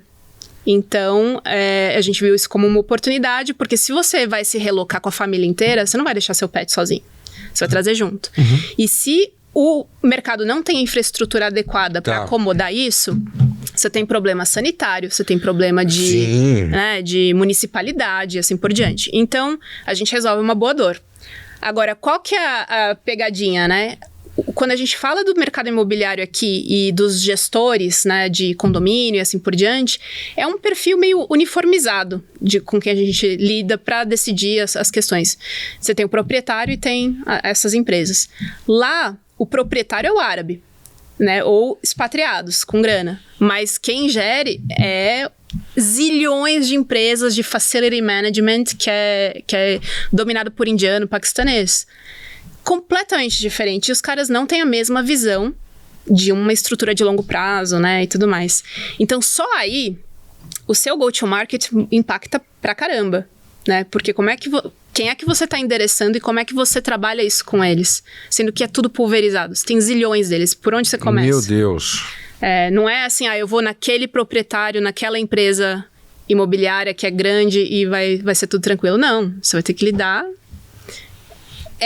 literalmente entrar no mercado. E é isso que as pessoas subestimam quando elas pensam em internacionalizar. Né? Entendi. Você tem que ter um desenvolvimento ali. É um jeito... entendi. É uma coisa local, né? Ser global, agir local. Agir local, às vezes... O local, né? O local famoso, né? Não tem... Mas eu vou falar com você depois, a gente vai tomar um café, porque eu quero abrir uma filial da Porto lá, mas eu vou ser o gerente, entendeu? Eu vou ser o expatriado. Now we're talking.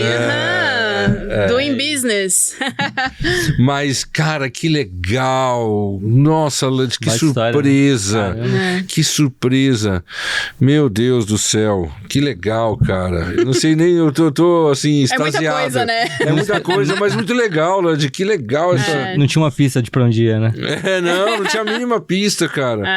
Que legal. Atende fundos você também. virou uma businesswoman, né? Então, fantástico. Tamo aí, né? No corre, enfim.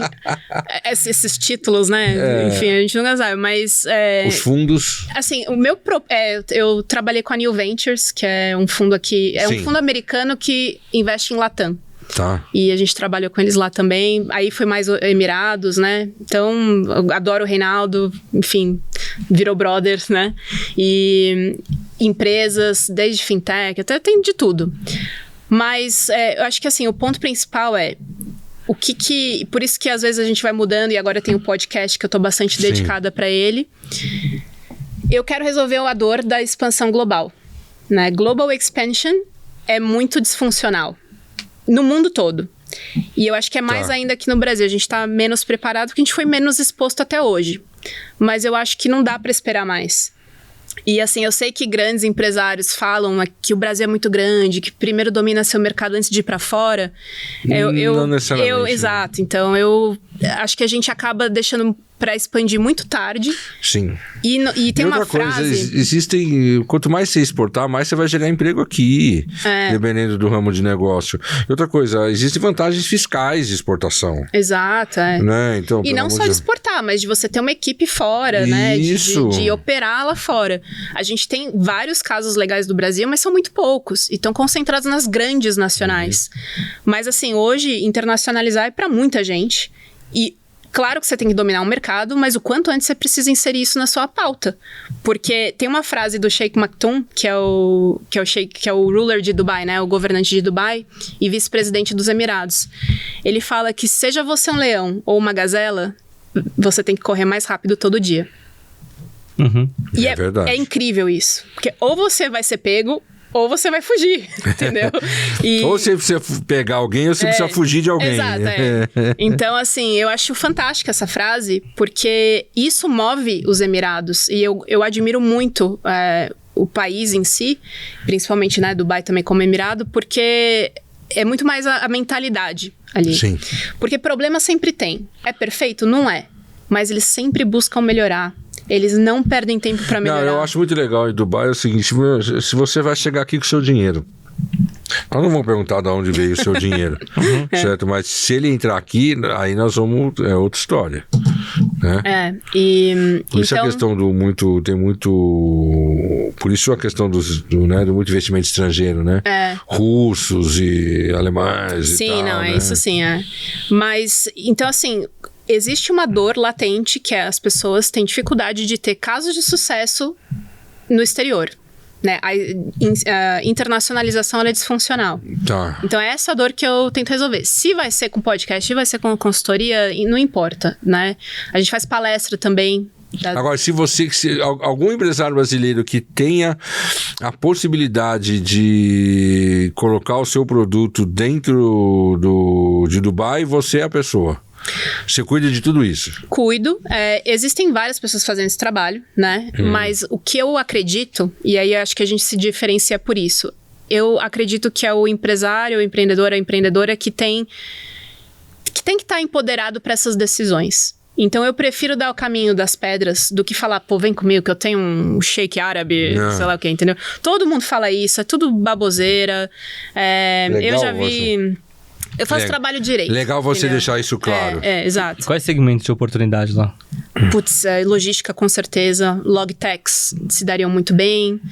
PropTech tá crescendo pra caramba nos Emirados e a empresa que eu investi é uma PropTech. O que é uma PropTech? É empresa para o setor imobiliário. Tecnologia para o setor imobiliário. Então, essa questão de gestão populacional é um dashboard, né? Painel de inteligência e tal. Com certeza agtech, mas aí agora nem todo tipo de agtech. A gente tem muita agricultura de precisão no Brasil. Lá, a questão de biológicos é forte, a questão de... Mas o Brasil desenvolve, tem casos de Brasil aqui de gente desenvolvendo insumos, né? Sim. Biológicos. O Brasil tem uma... Isso no mundo todo é uma demanda fortíssima, né? Na Europa, por exemplo, pela Bélgica, biotecnologia, saúde... Nossa, eles são, se eu não me engano, eles são top 3 do mundo de produção e exportação de vacinas. Quem? Na Bélgica. A Bélgica? Então, tá entre primeiro e terceiro. E o Brasil aqui. Também já foi referência mundial. O Brasil está em 9º lugar no mundo em biotecnologia. Então, assim, a gente tem a oportunidade... Você tem centros de pesquisa de biotecnologia no Brasil fudidos, cara. Fudidos. Sim. Agora, você falou tudo ligado à tecnologia, né? E físico? Físico também tem muita oportunidade. Cosméticos brasileiros. Isso, eu ia falar. Cosméticos, eu tenho interessado. Que eu fiz um projeto de branding pra ele. Vamos lá, vamos falar. Um cheque no final. Não. Eu vou te fazer a ponte. Cosméticos brasileiro, é um fabricante de cosméticos brasileiro da Amazônia. Certo. Todos os insumos todos da Amazônia. E é produto físico e tal. Você acha que tem demanda pra lá? Porque foda ser com certeza. Produto exótico. Exatamente. Porque você não vai concorrer com as marcas de luxo tradicionais que chegam em Dubai e não tem imposto, o preço é bem mais baixo, né? Na verdade, o setor de cosméticos é o mais saturado que tem ali.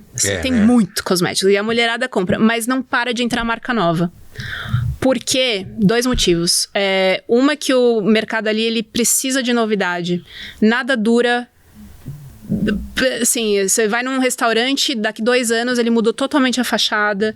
Eles se reinventam. Porque o consumo ali, o comportamento do consumidor, ele é imediatista, ele quer ver novidade, ele cansa rápido.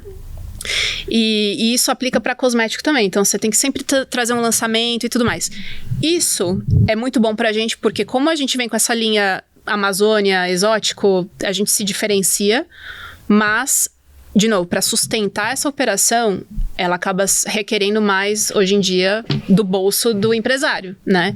Porque você vai ter que fazer os lançamentos, tem que fazer ativação com a comunidade. Claro. É isso que vai sustentar uma marca, né? A não ser que você tenha um sócio local, é outra história. Mesmo assim. Os sócios locais estão espertinhos hoje em dia. Você bota a grana do marketing e eu te distribuo. Vai ter que pôr ainda.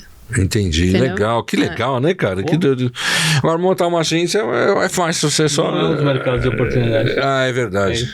Por quê? Não tava na lista só. Eu não terminei a lista. E agências de publicidade. Legal, que legal, cara. Que legal. Que bom.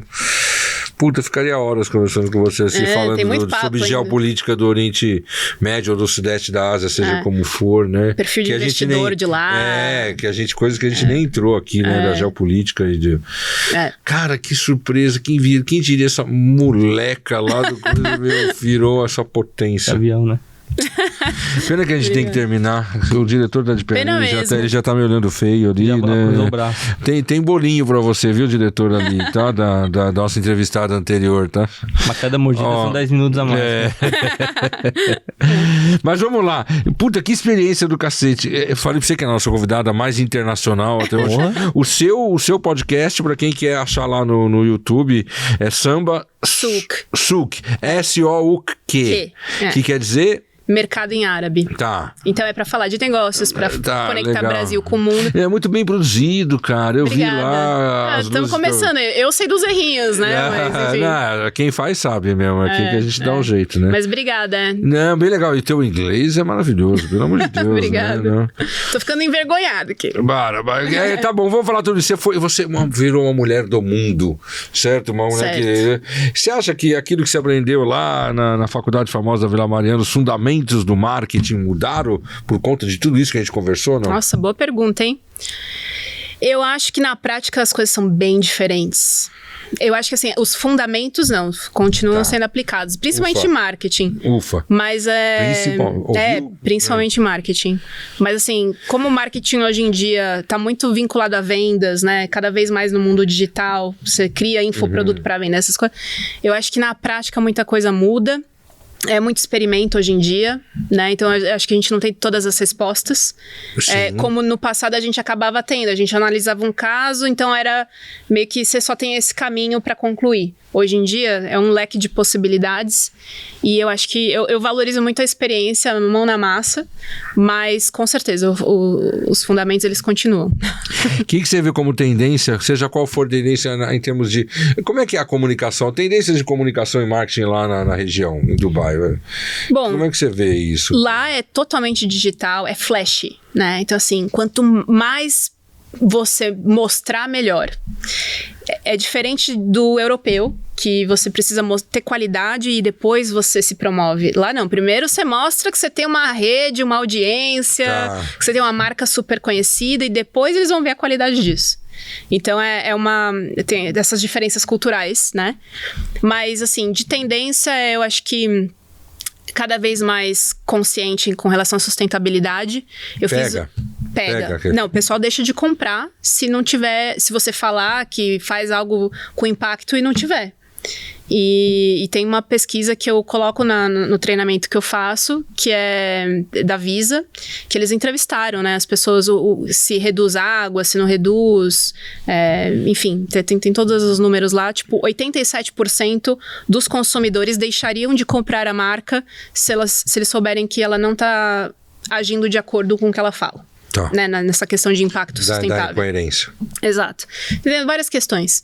Então, sim, sustentabilidade. Eu acho que a pauta Brasil vai crescer muito pra lá. Então, acho que é um ótimo timing. E eu tô muito feliz, porque depois de tantos anos, né? Porque a gente tá no futuro, né? A gente tá no futuro aqui. O nosso episódio só vai, né, assim, né? Eu vejo que essa questão, essa briga toda da taxação aí do Trump, a coisa que imagina que a gente está em novembro, tá?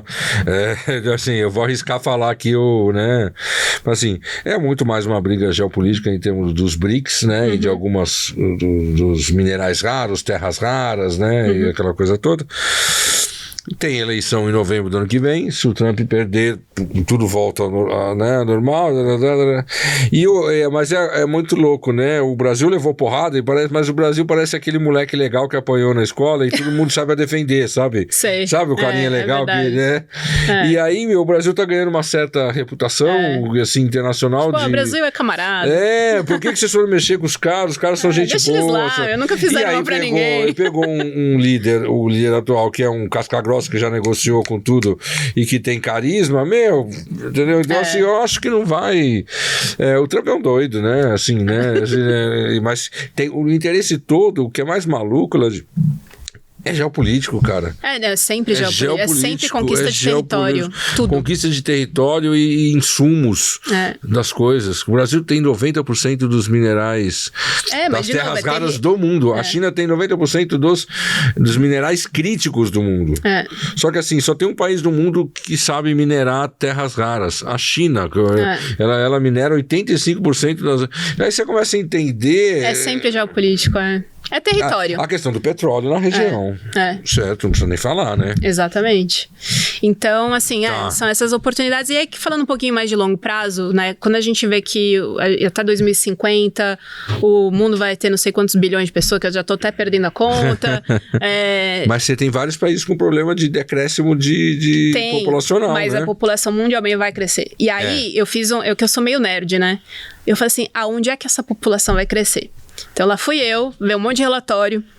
E eu vi que na Europa os 8... fudeu. Não é na Europa. Não, na Europa fudeu. Não cresce, só vai decrescer. Os 8 países que mais vão crescer a população até 2050, os top, né? Top 10, vai. Mas os 8 estão todos vinculados ali perto do Oriente Médio. Que é Gana, Etiópia, Índia... E eu não lembro mais algumas outras que estavam ali na lista. E todas elas, se você for ver, todos esses países, eles têm da sua população ou gente milionária, por incrível que pareça, mas que está concentrada em muito poucos. A Índia é uma concentração de renda. Exato. Consegue ser maior que a do Brasil. E aí eles vão para onde? Vão desfrutar nos Emirados, ou uma população extremamente pobre que quer mudar de vida, e eles vão para onde? Para os Emirados. Então, assim, de qualquer forma... Os Emirados, eles até 2050, eles vão surfar numa onda muito boa. O Brasil tem... De crescimento de mercado. O Brasil tem uma taxa de natalidade que ela, em termos da questão demográfica no Brasil, a curva está caindo numa velocidade que é muito maior do que a da França e o Brasil tem um sério. Ninguém mais... a questão do filho, cara. É verdade. O diretor mesmo aqui só tem 2, devia ter 5, só tem 2, cara. Faz que nem o Elon Musk. Pelo amor de Deus, o cara é preguiçoso, né? E aí vai, com essa história maravilhosa toda, me dá qual o recado que você daria para quem tá começando? Começando o quê? O que você quiser, pode escolher. Começando empreendedor, vai. Uma empresa? Um empreendedor. Não, eu vou dar um recado para quem tá olhando para o exterior. Tá olhando para fora. Ótimo. Escolhe, porque é um começo, escolhe, né? É começar num novo mercado. Não desiste fácil. Porque quando você pensa num mercado para entrar, você tem que se comprometer a ele. Então, assim, eu venho para ficar. Eu vou ter desafio, mas eu tenho que desenvolver esse mercado para dar certo, né? Leva tempo, leva esforço. É como se você estivesse começando a empresa. Então, se você vem num formato mais exploratório, deixa eu ver como é que é Dubai. Putz, é difícil, é caro. Deixa eu então ver na Bélgica. Não vai dar certo a sua internacionalização. E mercados, para serem internacionalizados, não funciona dessa forma.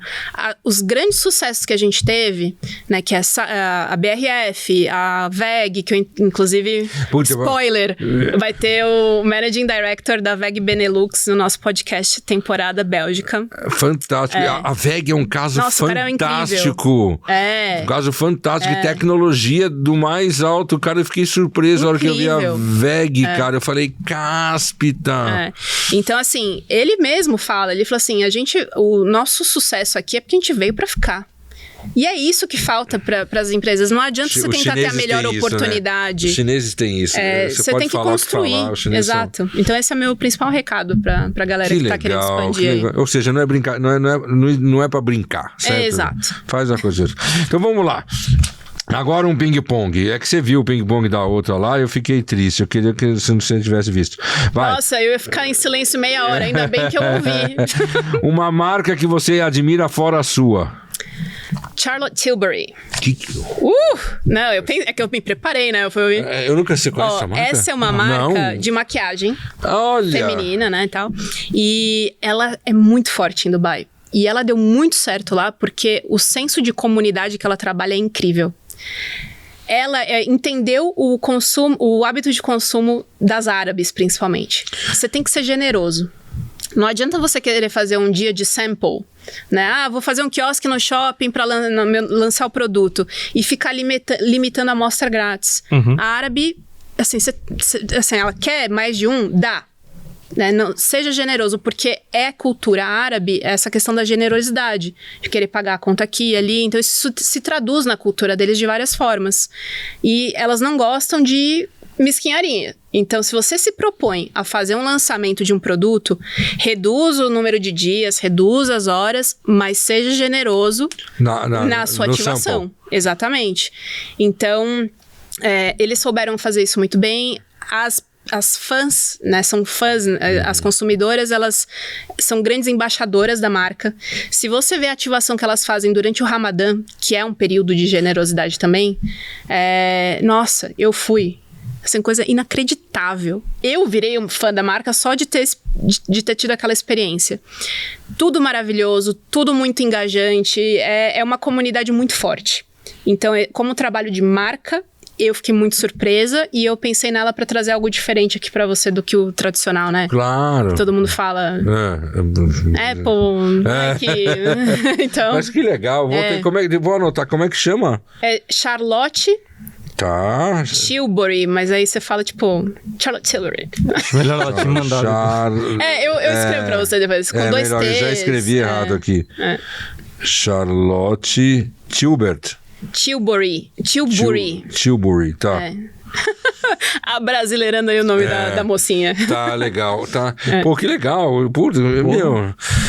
Nossa, a gente ficaria conversando sobre horas. Vamos, eu vou ter que viajar pra Dubai pra conversar com você lá. Vai ser... Tá querendo muito. Por que Nossa, eu vou te levar pro camelo lá. Por que você não me entrevista no seu podcast? Já pensou? Vamos. Já. É que eu não falo inglês tão bem quanto você. Mas aí a gente faz um bem bolado. A gente faz em português. Vamos lá, seu principal concorrente.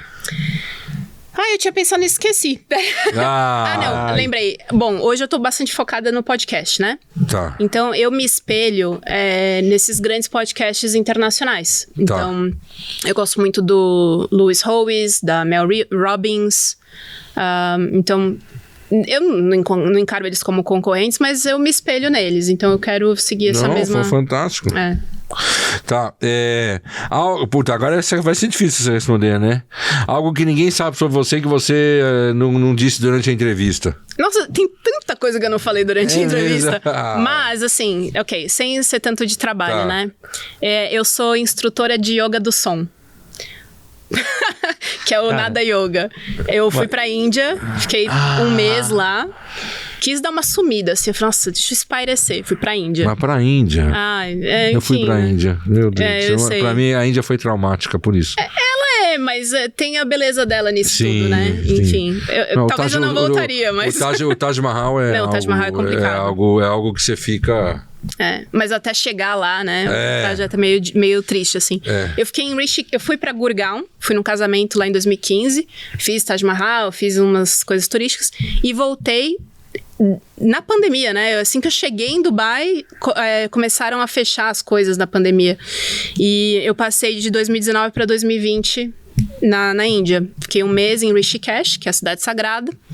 E eu não sabia que eu ia me formar como instrutora. Eu só queria meditar. Queria dar uma sumidinha.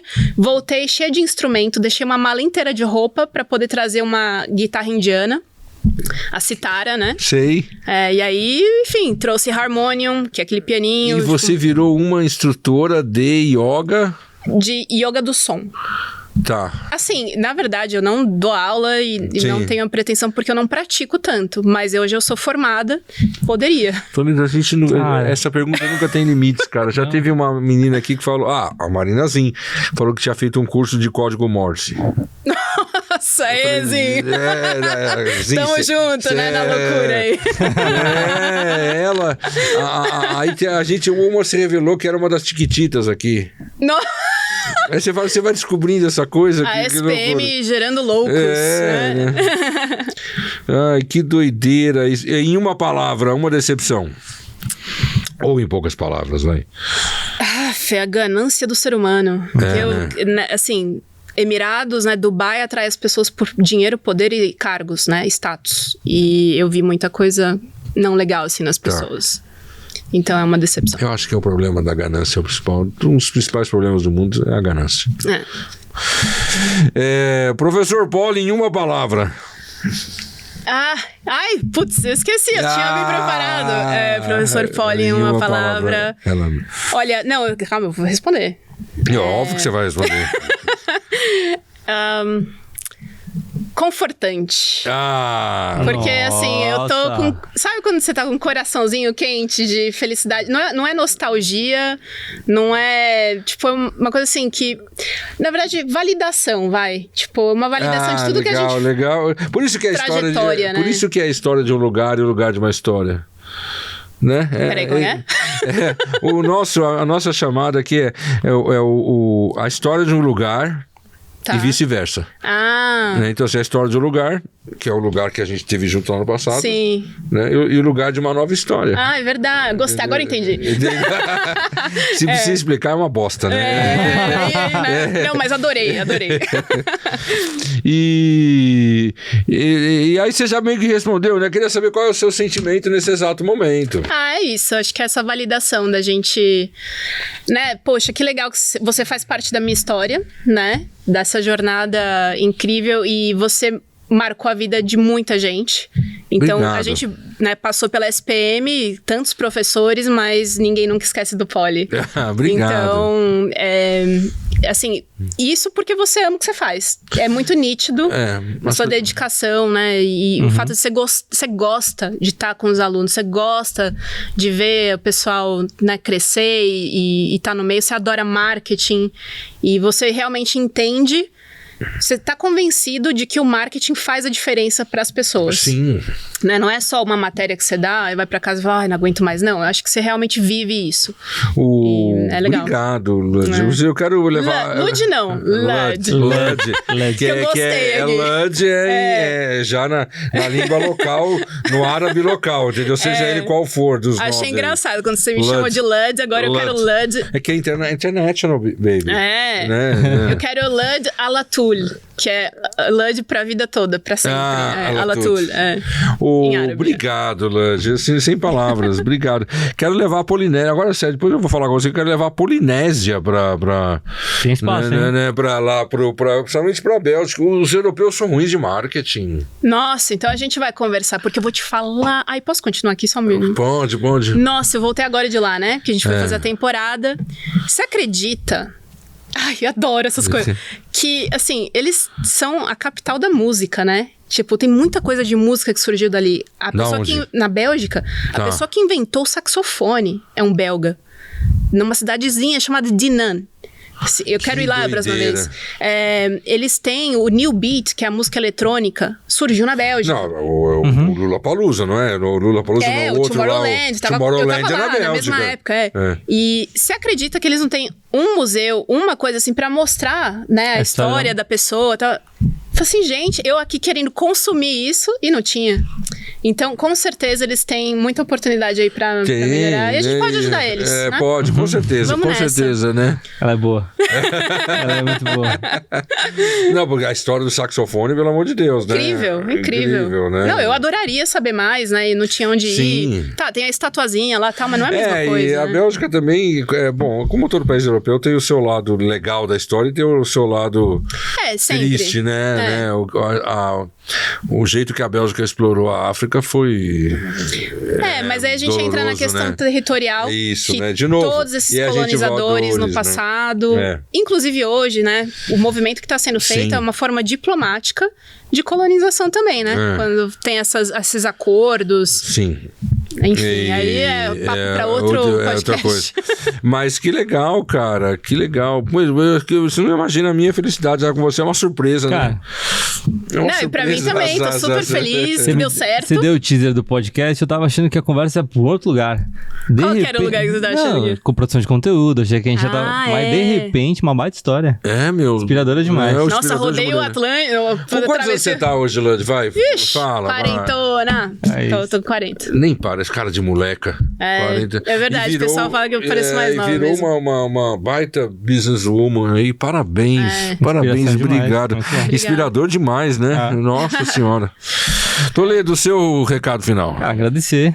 Tô aqui de boca aberta pela história, inspirado. Já quero levar para o mundo inteiro. Ela planta a sementinha, ela é boa. Ela planta. Não, mas eu acho que uma agência... Ela faz parecer fácil. Uma agência brasileira com essa coisa da brasilidade pode ter um bom posicionamento para lá, né? Obrigado, foi ótimo. Não, aí a gente conversa, né?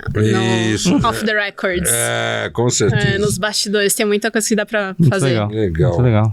Fala, Lud, o seu recado final também, a última coisa que te dou 30 segundos pra você falar o que Meu recado final é, inscrevam-se no Samba Suco. No Samba Suco, claro. Não, é porque realmente a gente vai trazer conteúdo que ninguém tem paciência pra estudar e ler. E eu vou trazer de uma forma muito legal experiências de pessoas que realmente internacionalizaram ou que estão facilitando esse processo, e eu acho que é muito relevante, assim, de verdade eu acredito que é relevante. Então eu faço com carinho, faço porque eu quero resolver essa dor e convido todo mundo pra se inscrever. É legal, os árabes gostam de você, né? Eu vi lá o cara do turbante lá. Eles são fofíssimos, né? Eu fiquei muito honrada. Todo mundo fala do machismo e tal, mas eles são gente boa, né? Eu tenho muito mais espaço lá do que aqui, pra falar a verdade. Não tenho, o pior é o velado, né? O pior de tudo é o velado. Gente do céu, lembrando que estamos aqui, essa é a nossa terceira temporada, estamos no fim da terceira temporada, né? Aqui nos estúdios cinematográficos de Amaury, Mauro, os melhores estúdios cinematográficos de podcast da América Latina, certo? E lembrando também que a Policast é uma realização da Polinésia, a escola de marketing do professor Poli, você já conhece, né? O lugar exótico de quem pensa marketing. A pós-produção e edição é do Besouro Fazedor de Ideias, do nome do meu querido João, e tudo isso só acontece porque existe a Purple, que é a nossa produtora executiva, é quem banca a bagaça toda aqui, certo? E cujo CEO me acompanha desde sempre, né? Eu sempre acho ele um louco, apesar dele ser mais... Você viu que ele é mais sereno, né? Mais pausado, né? É uma coisa... Equilibrar a mesa. Para equilibrar, mas ele é mais louco do que eu de querer, né? Ajudar a fazer o podcast acontecer. Novamente... Muito bom. Prazer. Me sinto honrada aqui. Obrigada, gente. Obrigado, Toledo. Obrigado. Por sinal, eu te devo um café, né? É isso. Eu te devo lá, né? Não, você que já tentei marcar duas vezes. Você quer ir antes pra Dubai do que na minha agência. É mais fácil eu ir pra Dubai, Vou dar um café com ouro lá. Eu vou lá. O olhinho brilhou aqui. Gente, obrigado. Beijo pra elas, abraço pra eles. Mas eu acho que você sabe que eu tenho uns ouvintes, um dos meus únicos ouvintes internacionais é de Portugal. Ah, é? Tem Portugal, gosta disso.